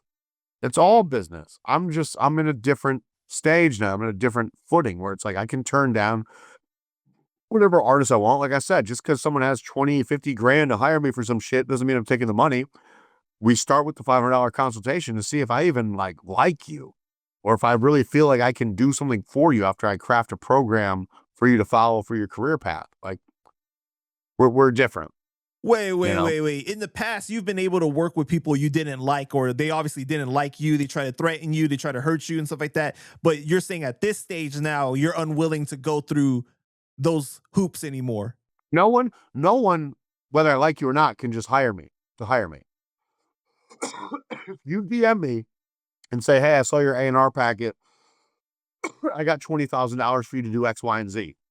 Let's say we've never worked together before. We start off with a $500 consultation to see if I want to do it. I have never in my life taken a client on that I did not deliver their album or handle the legal or shop their record deal or distribution deal or whatever it is they're hiring me for successfully. My batting average is 1,000. Therefore, am I really going to risk fucking that up?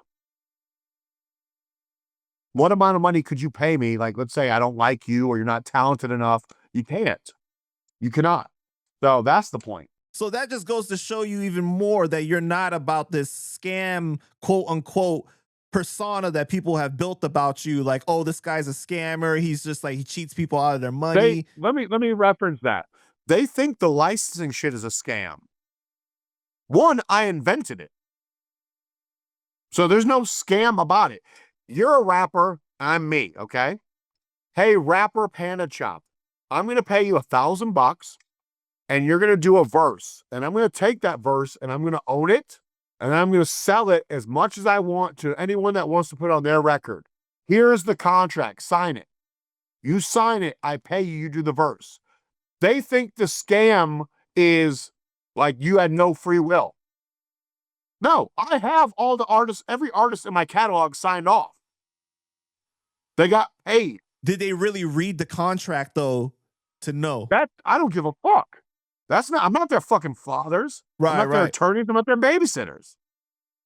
The point is, I inform you what it is, I do it. So they think the scam is that I somehow created a system where I could sell something 1,000 fucking times if I wanted to. I'm sorry, it's not a scam. It's a legit business practice. You don't call the producers that license their beats a scam. No, but it's a scam when it's verses. Suck my fucking dick, you ignorant fucks. It has more practical applications for bettering the careers of independent artists than the bullshit you're like, it's against creative control and artistic integrity. Suck my artistic giant Hebrew national, bitch-ass motherfuckers. I got 100+ artists that can tell you they got record deals from songs using my license catalogs. I can name 100+ artists that have had songs on Shade 45. When you're telling someone, I got $1,000 for you, are you saying it as simple as that though? Like when you're going like, now I'm going to own your verse, or you're just saying like, hey, I got $1,000 for you to do this verse? I will tell the artist up front if it's a verse that I'm using just for an album, or it's a verse that I'm going to put on an album, then put in my license catalog, or if it's a verse that's just going to my license catalog. I'm 100% upfront. Oh, so you're 100% upfront. Okay. 100. Listen, sometimes I tell them straight up, I'm going to put this in my license catalog and use it for the verse. So tell me how much you want for the verse. Oh man, like $2,000. All right, well, I'm going to give you 4 because I'm using it for, oh shit. Like I overpay. Call Ritz. He'll tell you one time he told me he wanted 3 G's. I gave him 10. So, but some people have had issues with you thinking that you owe them money because you're licensing out this verse after the fact though, right? Yeah, some people are fucking stupid. That's crazy.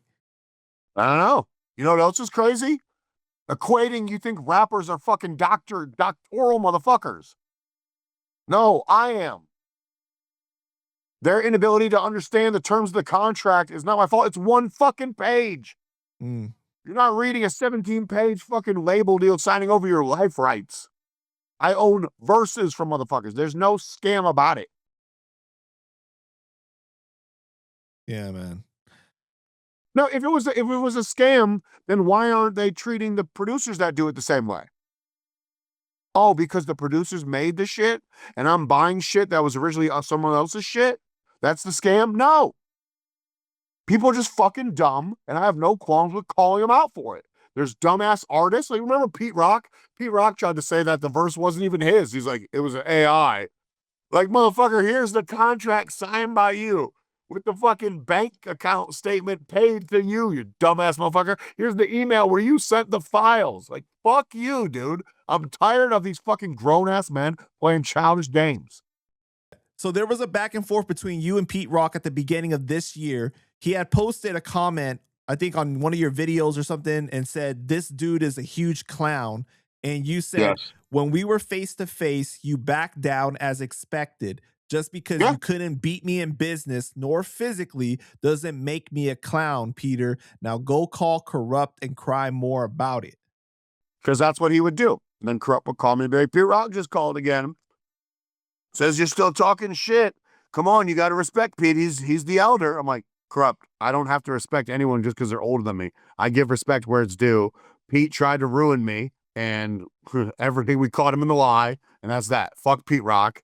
You and Corrupt, like a dickhead, told me that Pete had apologized, and Corrupt was like, next time you two are around each other, like, it's cool, like, shake his hand in the whole nine. And then I tried to, and then when Pete, Pete was like, get the fuck away from me, I'm 80.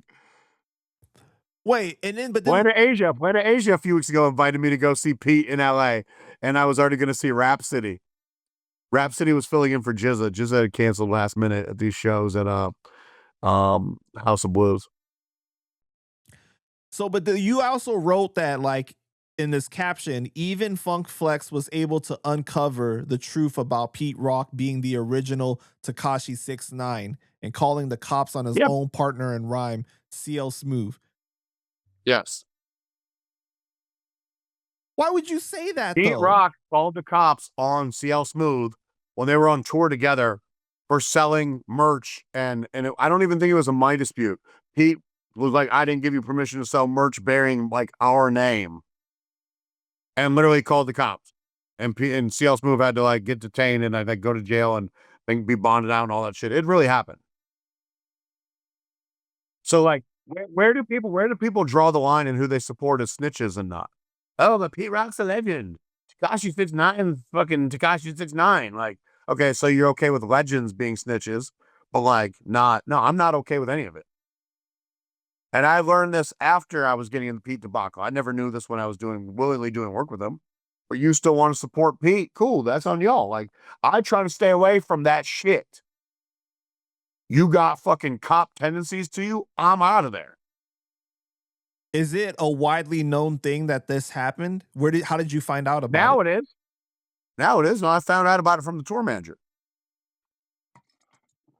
Wow. When Pete Rock was coming at me, the tour manager hit me up direct. And then I said that shit, and then Funk Flex investigated and found out it really happened. Did Funk Flex posted about it, or he told you privately? Yeah, he did post about it on Twitter. Oh, shit. And I'm never on Twitter. I go on there sometimes to be like, I like tacos. I went on there last week and responded to something your old Droog posted. He said, it's probably a song lyric he was quoting. It said, Uber stank, listening to Hooba stank. I wrote back, no one listens to Hooba stank. And then when you were going to Brazil, you have posted this picture of yourself. You said, next stop Brazil, Pete Rock won't be there because he hasn't collected his Nas lawsuit money yet. And unfortunately for him, we drop bags around these parts. We do indeed. I had a blast in Brazil. I'm banned from Airbnb now. Are you really? Yeah, apparently I pushed a security guard. Holy shit. Apparently, allegedly. So then you posted this comment from Weapon X MC, and he said, "I actually was there at Back to Basics when you bumped into Pete and witnessed this. Oh, a lot of people witnessed this shit, bro. Yeah, There's a lot of people there. He said, you spoke with me right after and still was in a good enough mood to chop it up and grab Razkaz from backstage to sign my vinyl copy of Soul on Ice. That shit was funny." And another person said, "I remember I had just took a pic with him at Back to Basic and you walked up and said, 'What's up?' to me, then immediately went in on him. I was like, oh shit." Remember, P-Rock, he had done fuck shit to me before this Canibus thing, where he said he didn't produce the songs. P-Rock was on the Academy, the Academy 2, on a song called Rock the World with Copyright in Planet Asia, where he talked about this in the book. There's been 100 Ways to Almost Die working in the rap industry. He took his verse and then used it on the Diamond D project years later. And I wrote in the book, like, I've never talked to Diamond D. I never tried to stop his album or ask for money, because I had already made money from like the Academy 2 record. But that's just another example of Pete doing fuck shit. He knew what he was doing. And paperwork, I owned the verse. I could have shut down the whole Diamond D album. Damn. And maybe he's cut from a different cloth, though. He furthers hip hop. He doesn't try to impede it. All right, moving on. How did you get the actual sheets to Eminem's Lose Yourself? They sold them. They made like 300 autograph joints. They made like 50 for friends and family. And then they made 1,700 that weren't autographed. They were like lithographs.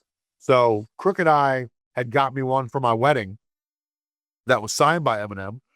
And then I ended up getting another one from my friend Bridget that was not signed, just one of the regular ones. And then my friend Jeremy, who's Eminem's photographer, got me one of the friends and family one. Now I'm still waiting on Jeremy to get me another pair of the Carhartt 4 Jordans. Wait. So these are the actual original lyric sheet where it's like made into a lithograph. These are the sheets, and they made them into a lithograph. Oh, into a lithograph. So it's like a copy of it. Yes. Got they made you. X amount of copies. Some were signed. They all come authenticated. Yeah. Okay. And then you had other lyric sheets that were signed and you sold them. I sold all the Eminem ones I had, all three of them. How much did you sell them for? In total, like $65,000. Holy shit. How much did you spend on it? Nothing. Why didn't you want to keep it? You didn't want to keep it to try to see if it would be worth more? If it's something I can get, if it's something I can ever get again, then I'll get it and I'll sell it, like if I have to. Uh-huh. Like some of the shit that I just put up for sale the other day, I could probably never get again, but it's like stuff I'm okay with not having. Got you. I got a piece of Wu-Tang memorabilia that's worth millions. What? What is it? Yeah, I got a piece of Wu-Tang memorabilia worth more than the One of a Kind album. What is it? The only built for Cuban Links box set, but like Cuban Links 1, the purple tape, with copies of 2 and 3 in there. I'm sorry. Not 2 and 3, but 2 also in the box, fully signed by everyone from Wu-Tang, including YDB for ODB. That's crazy. Those Wu-Tang Clan Jordan 3 prototypes I had signed by the Clan, I sold for $75,000. Holy shit, man. Yeah, buddy. You don't think that holding on to this stuff would be worth more to you in the future, though? Like you could sell it for way more? When I had a room in my old house that was just a shoe room. It was like a giant Foot Locker. And I kept like 30 or 40 pairs of shoes I wanted and sold the rest. I sold the whole room, including that one pair of shoes, for like 140 G's. Wow. So that one pair was clearly the catalyst. It was literally worth half the collection. Mm-hmm. All the rest of this shit was $1,000 and less shit, on average $300-400. But you don't think that it would be more to your benefit if you held on to this stuff in the future and sell it for more? Or you like having the money up front to be able to like be more? I like having the money to do shit. Like I didn't want to tap into my bank account to make some of these records. So like when I wanted to make the Rakim album produced by Rakim with fucking Corrupt and Massacre, I sold my Rolls Royce. And that's the budget I have for the record. When I thought I was going to make the Threem album with KRS-One and Big Daddy Kane and Rakim and G-Rap, I sold the Lamborghini, and then that didn't end up happening. So I went and bought another vehicle. I got the Maybach truck. Right. Yeah, man. That's crazy because I remember you showing like the lyric sheet for the Eminem's Lose Yourself. I thought it was like the original, like his one of one. I was like, No. how the hell did you get No, that? that was one of the 1,700 they had made and sold. And you can't buy those anymore on the website. It shows that they're not sold out, but they just stopped selling them. Got you. Okay. Yep. All right. Young Buck. What happened with Young Buck? In your book, you called him fraudulent. That's another thing about the licensing shit. Young Buck could just randomly see. Here's what happens sometimes. The fans feel like even though they're not buying the verse from the artist, they want to be connected to the artist. So they'll write them like, I got this song with you coming out. I want to see if I could pay you to promote it or maybe do the video or whatever. And then the artist's like, let me hear it. And they're like, I don't remember doing that for you. It's because you didn't do that for them. That's where the artistic integrity argument comes in. That I understand. But I have to tell these dumbass fans, it's like, dude, if you didn't buy the verse from them, you writing them, acting like you did, you can be like, I licensed this verse from the pack you did for M80 and Anno Domini or whatever, and then give them better context, but you acting like you bought it from them already has them thinking one way. And then when they want to hear it, they're like, I don't remember doing this. So Young Buck's like, I never did this verse. Like, if you buy a verse from anyone but me, it's fake, blah, blah. So I had to go back and show where Compton Menace had, like, I hadn't talked to Buck in years. Compton Menace put us back in touch, and he did the verse, he did the sign off, his manager signed off. Young Buck had emailed us the files. Young Buck did the video drop and posted all that. I'm like, looks pretty real to me. I'm pretty sure that's you. I'm pretty sure that's your email. And I had to make him look dumb just because you're trying to make me look stupid. Like, my business isn't on point. Dude, we're talking about like a $2,000 verse here for a license for a beat package. And then you had told him that he needed to issue an apology to Anno Domini, right, for the bullshit that he had posted. Yeah, I don't care about your fucking apology. I'm bigger than Young Buck. Like, you need to apologize to Anno, though. Anno's a fucking innocent in all this shit, dude. You want to come at me? Come at me. You're gonna lose every fucking time. Anno's chilling with his fucking kids, like being a good dad and just doing work when he pleases to do work. Like, Anno calls me like, can you handle this for me? And it's like overwhelming to him. I'm in the shit every day. I don't give a fuck about none of these motherfuckers, bro. I like the people who act right by me. That's it. Right. Everyone else can fucking eat a dick. So basically, Buck then tells you to go fuck yourself and said that the next time that he sees you, it's going to be a problem. And you told him that you don't hang out with... Which would never be a problem because he has to answer to who I answer to. Who's that? Doesn't matter. Oh, okay. But you said that... That's why it would never be an issue. So Buck talking shit is comical. When you come to the West Coast, who you got to check in with has my back, bro. I'm with Gotti. I'm with Dog. You don't come to the West Coast and feel like you're above this shit. So you told him, I don't hang out with chicks with dicks, so chances we would never be in the same place. And this made him even more mad. The guy had sex with transvestites. I'm not stating bullshit. I'm saying it what it is. And in your book, you wrote, congrats, man. Do you, but pretty please don't talk that tough guy shit to me with either a hand or mouthful of someone else's dick. That's crazy. Yeah, that's that. And Chop, I'm not trying to be this man's friend, bro. I'm trying to win the fucking war. I'm trying to win the war, bro. Yeah, I know. But he never apologized. He could have been like, look, Talib Kweli did this one time. We put Talib on the song on Forever MC with Lupe Fiasco and Huss and Rosewood. The day we released it, we tweeted about it, and he's like, this is fake. I didn't approve this. I had to have Asia get Talib on the phone and be like, hey, Talib, this is M80. What's up? What can I do for you?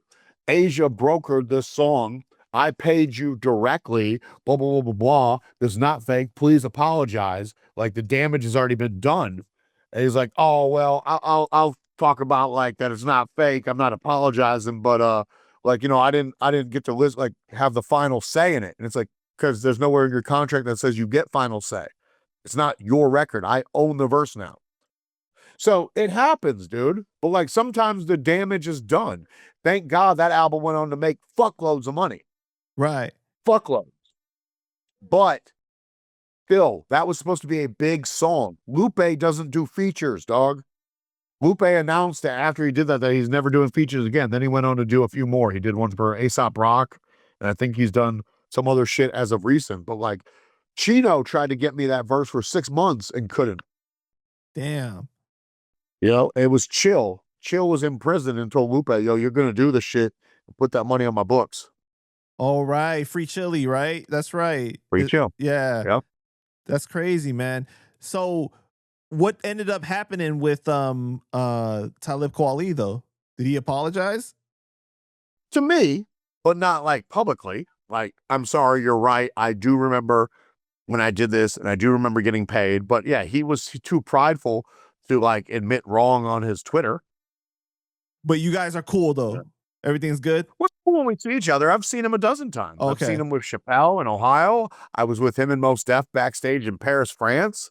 I've been in the same room as him at the Novo downtown LA with fucking that big photo with Madlib and Nico Is and Asia and Chase Infinite and fucking you name it. Like, yeah, we it's fine. Like, here's the difference. It's not my money. Like, I'm being paid to do my job and broker these artists and executive produce the record and so on and so forth. I would be more upset about it if, like, you had hindered my investment. You're hindering the album profits, which go to the owner of the album, which is Forever MC. It's an actual person. Right. So, like, when I license shit from that catalog, like, I got to get his permission, the whole nine. Like, you know, we put one of the game verses from the album in a pack we did, I think it was like the West Coast Gangster Shit pack. In exchange, I gave him like license rights to other verses from my catalog that he could use for his forthcoming records. Like, we always work out the business, but it's like, once you sign something away, you don't have a say in any fucking thing to do about it. And if you shit talk it, it's like, at the end of the day, yes, I will make you look fucking dumb because all my ducks are in order. And then I'll just get more fucking lobster tails. All the fucking lobster tails. Is there any chance that you and Young Buck could ever squash it? I would need the public apology. And then we'd take it from there. Okay. Everything has to be a public apology because you tried to shit talk me or my people in a public forum. The apology needs to be as loud as the disrespect. Like, you see how even with DJ G.I. Joe, he does his best to wiggle around the M80 was right shit. He's done a really good job at wiggling around it. Bro, just man the fuck up. Say M80 was right from the jump. Say M80 never shit talked anything about me until I tried to shit talk him and fucking ruin his image. Like, I tried to feed into that side of the grossness and tried to downplay M80 and I lost. Just tell it for what it is, bro. Then I can forgive you as a man. Someone on Instagram the other day made a whole fucking post bigging up Stacey Castro and shit talking me. And it wasn't until I wrote him and made a post about it. And then like Nas on behalf of Lyric and Bello DM'd him and like 100 other people commented like, dog, do your research. Like, you're in the wrong here. Like, M80's the good guy. Oh, I saw that. He apologized. Like, he apologized, and I accepted his apology as a man. And you want to hear something crazier? He's on a Canibus album I executive produced, and he's like, whether you had a say in it or not, this was the biggest opportunity I've ever had in my music career. So I am doubly fucking sorry. Please, like, don't. Yeah. So it's like, dude, like, the fact that this is still ongoing, this Chino shit, God, almost 2 years later, dude, a year and a half later, just fucking gross, bro. Gross. Well, first, I want to say it's crazy because I never realized that you were the A&R on the Forever MC projects and stuff like that. Because like that DMX and Crooked Eye song was just phenomenal. And remember, they had their issues back in the day where Crooked Eye had dissed them on the 52 Hip Hop Weekly because, you know, X had said some stuff about the West Coast and then, you know, the lowriders and everything like that. but it was Skylar Gray was supposed to be on that song, and she said no, and I was pissed because I said to her, trying to be malicious. I'm like, oh, what? Because Marshall's not on it, you're too good to get on it. What? Yeah, she's only on songs with Eminem. Yeah, like, and I know, but like we were offering her a pretty fucking penny. So Sky Sucker did the hook, and you can hear Crook say like, "Was Sky on the hook?" Something. Like Sky was for Skylar. I went and met with her, talked with her old team, the whole nine, and Crook gave her some weird disclaimer, like, you know, M80 is very overzealous when it comes to these works, but like he means well, so please like bear with him.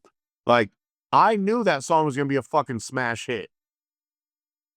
I have the footage. I have the footage with me and DMX in the studio when he did that live, like all that shit. The King Kong record? Yeah. Wow. Yeah, because I forgot Royce is on that too. Yep, Royce is on there. And that's when Chino had fucked me on a previous business deal that I think I talked about in the book. Maybe not. Right. But Royce did that and still got paid, but took a reduced fee to make up for the previous fuckery. Got you. Okay. All right. So after our last interview and your book being released, C-Rayz Walz released some statements going at you and me, right? And Immortal Technique and yeah, Poison Pen and Bath Air. A lot of people in the comments of the video, one of them, I believe, he said, "This is C-Rayz, the one and only. I wonder how much did Matthew Markoff pay you to ask him the question he wrote.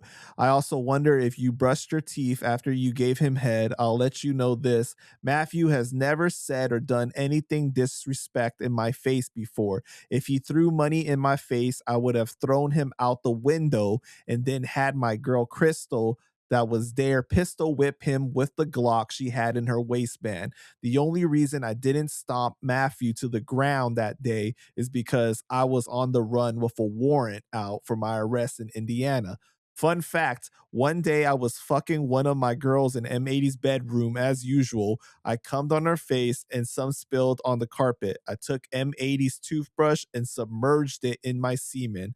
Later that night, I watched him brush his teeth with the toothbrush that had my dry offspring encrusted in the bristles. If I'm lying, I wish I stay in jail forever and lose my sight.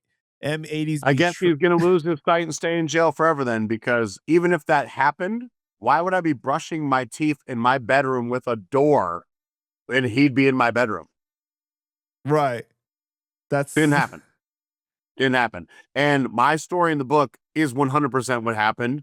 I don't think me throwing the money at him was disrespectful. I gave him the money he asked for and he left. And yes, Crystal was there. And Crystal, I knew Crystal before Walz. She ain't raising a fucking hand to me, bro. Wait, Crystal was not the 400 pounder that you were talking about? The Whopper?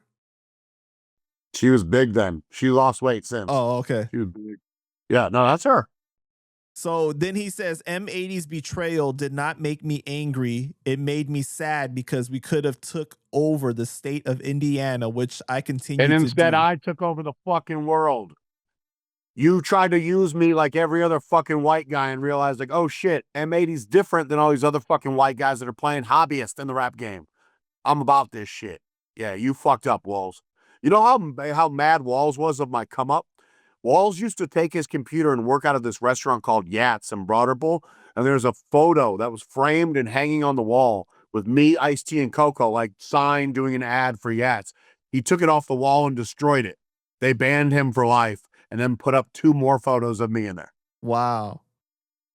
Like, sorry, Walz. Sorry shit didn't pan out for you, bro. I'm doing AO motherfucking K.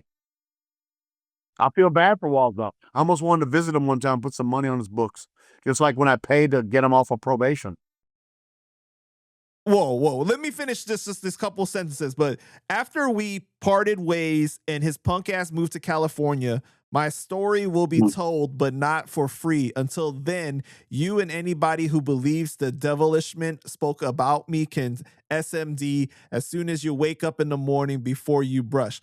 You're saying that you paid for his what? I paid to get Walz off of probation. It's in the book. Where I hadn't worked with Walz for like a couple of years, and I was working on an album in Switzerland for Tom Select and Lost Hill Music Group. And Chino's on the album, and Canibus on the album. I'm on it. Keith Murray, Jason Bain, copyright. Killer Priest. They wanted C-Rayz, and Walz was like, if they pay me this exact amount of money, and it was super exorbitant. Walz on his fucking Bandcamp would be like, you can get a verse from me for $360. And the son's like, let me see, $360. I ended up getting him like whatever the balance was he owed, like $1,700 to pay his probation off to do the verse, and that's when we became cool again. Then when he tried to steal Almighty out from under me and it didn't work out for him, that's when I was like, fuck you again, bro. Like, glad you're not on probation. Go bang your fucking ugly white women and travel the world. His wife, his ex-wife, is one of the ugliest women in the history of mankind. Wow. Yeah. So some women have very low self-esteem and fall for his shit. They have father issues. He goes on to post something and he tells all the people SMD and everything like that, right? But he says to you, my number one groupie, M80, SMD, if you ever see me in public, I will piss in a cup and have it prepared to throw in your face if you ever come into my personal space. Charge for that action is a misdemeanor and it won't violate my Which parole. he's 100% false. That's literally bodily fluids. That is as felonious as it gets. And nor, by the way, there wouldn't be any misdemeanor or felony. I would literally shoot him right on the spot if that happened. If you threw a cup of piss on me and stood in front of my face, I would shoot you to death. That is definitely assault. Yeah, of course. And yeah, there would not be any charges to come from it, and I'd be fine in the long run. You'd be justified in killing someone that threw a bottle of their excrement on you, especially someone like him who's traveled the world and God knows what he's carrying with him and is fresh out of prison. Yeah, that's how that would go down.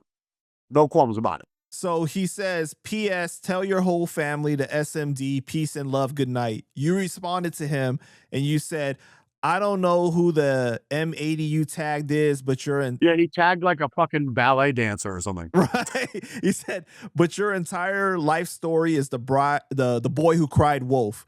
You did wrong by every righteous person that ever entered your life, and it's absolutely no surprise you're where you're at in life, and literally everyone you leached off of or have ever disrespected in one of your prison house internet rants is doing far better off in life than you. You disrespected the legacy of Sean the Barbarian after he passed. You disrespected the legacy of Chino XL after he passed. And I assured you, you can't disrespect what God has planned for you.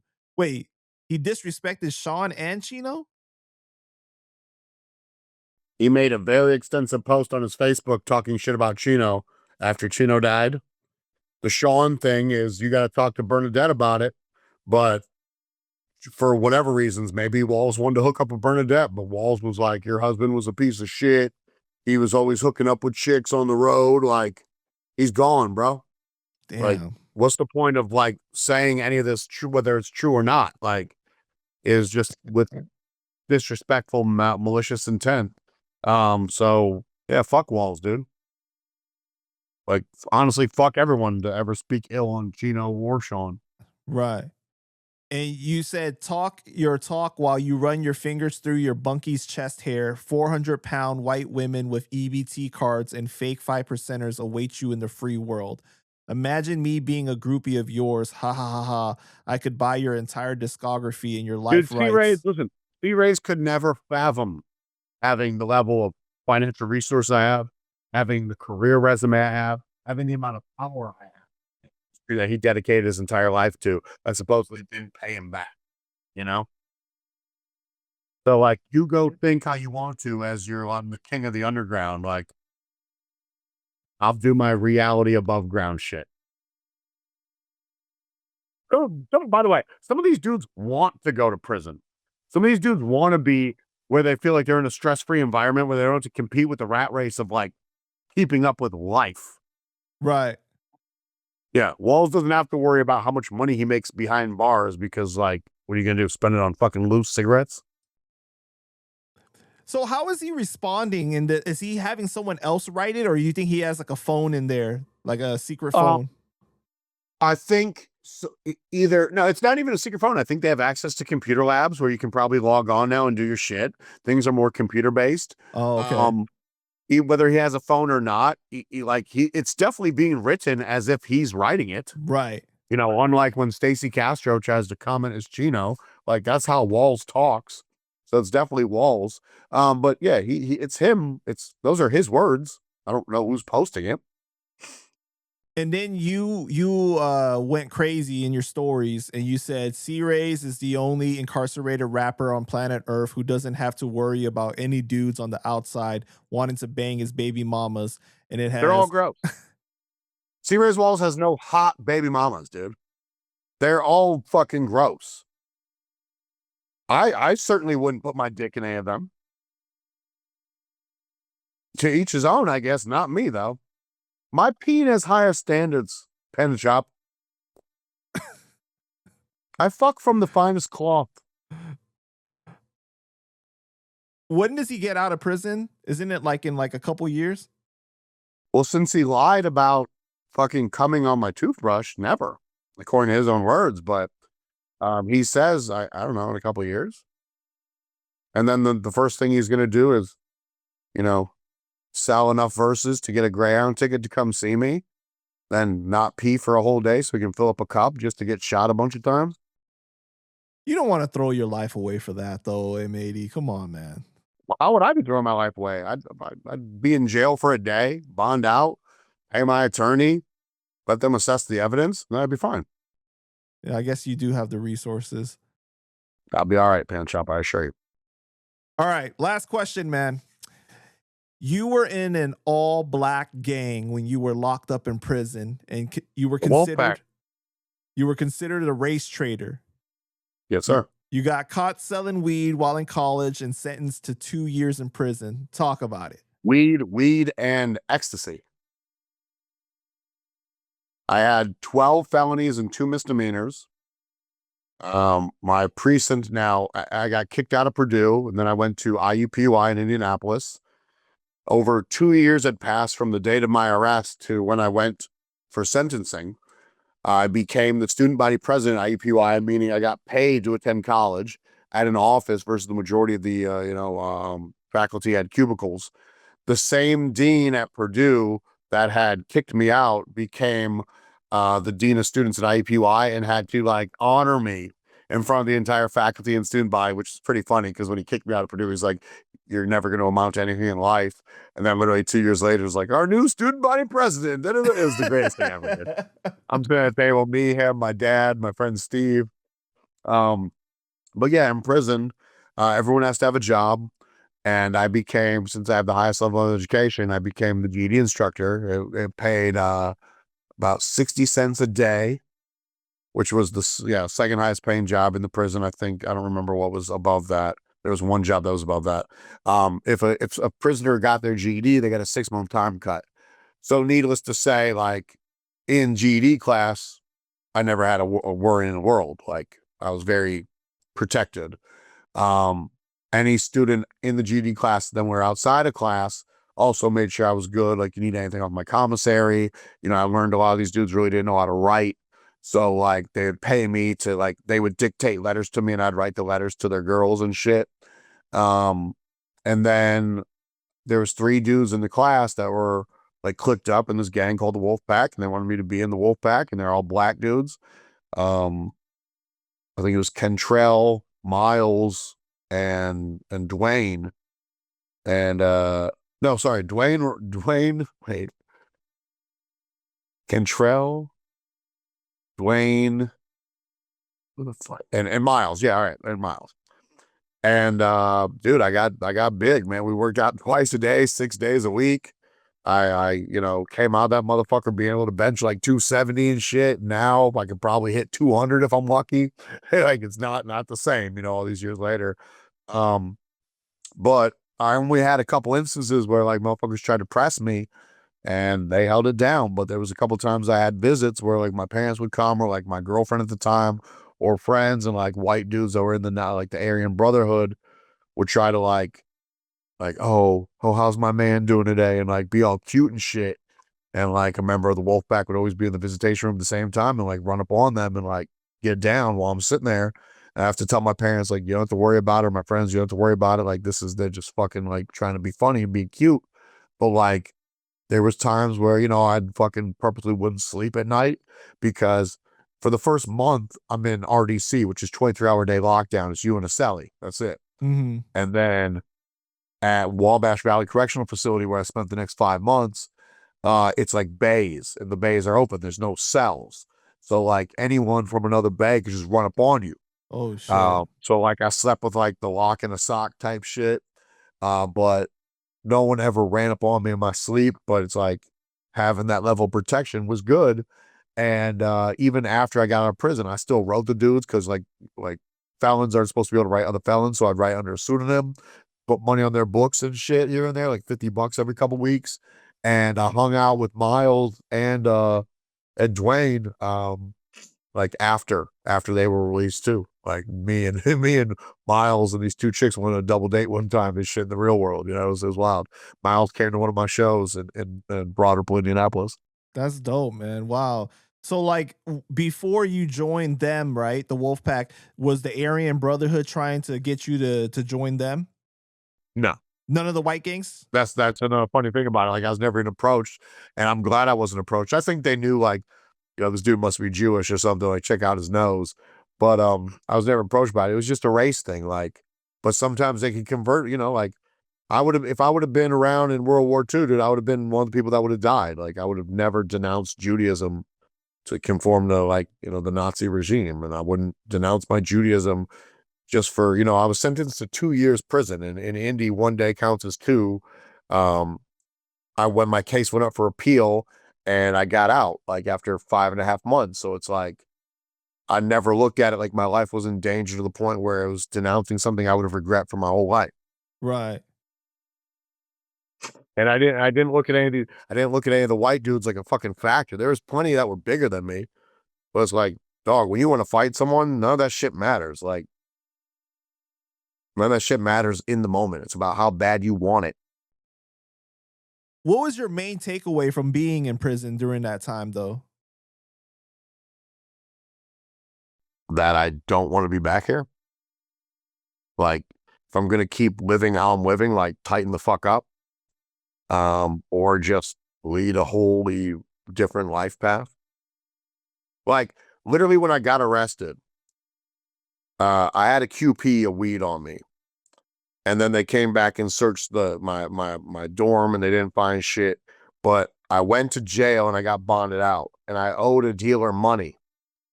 And literally I didn't even wait till the morning. Like, dude, I got back to my dorm. I got the money.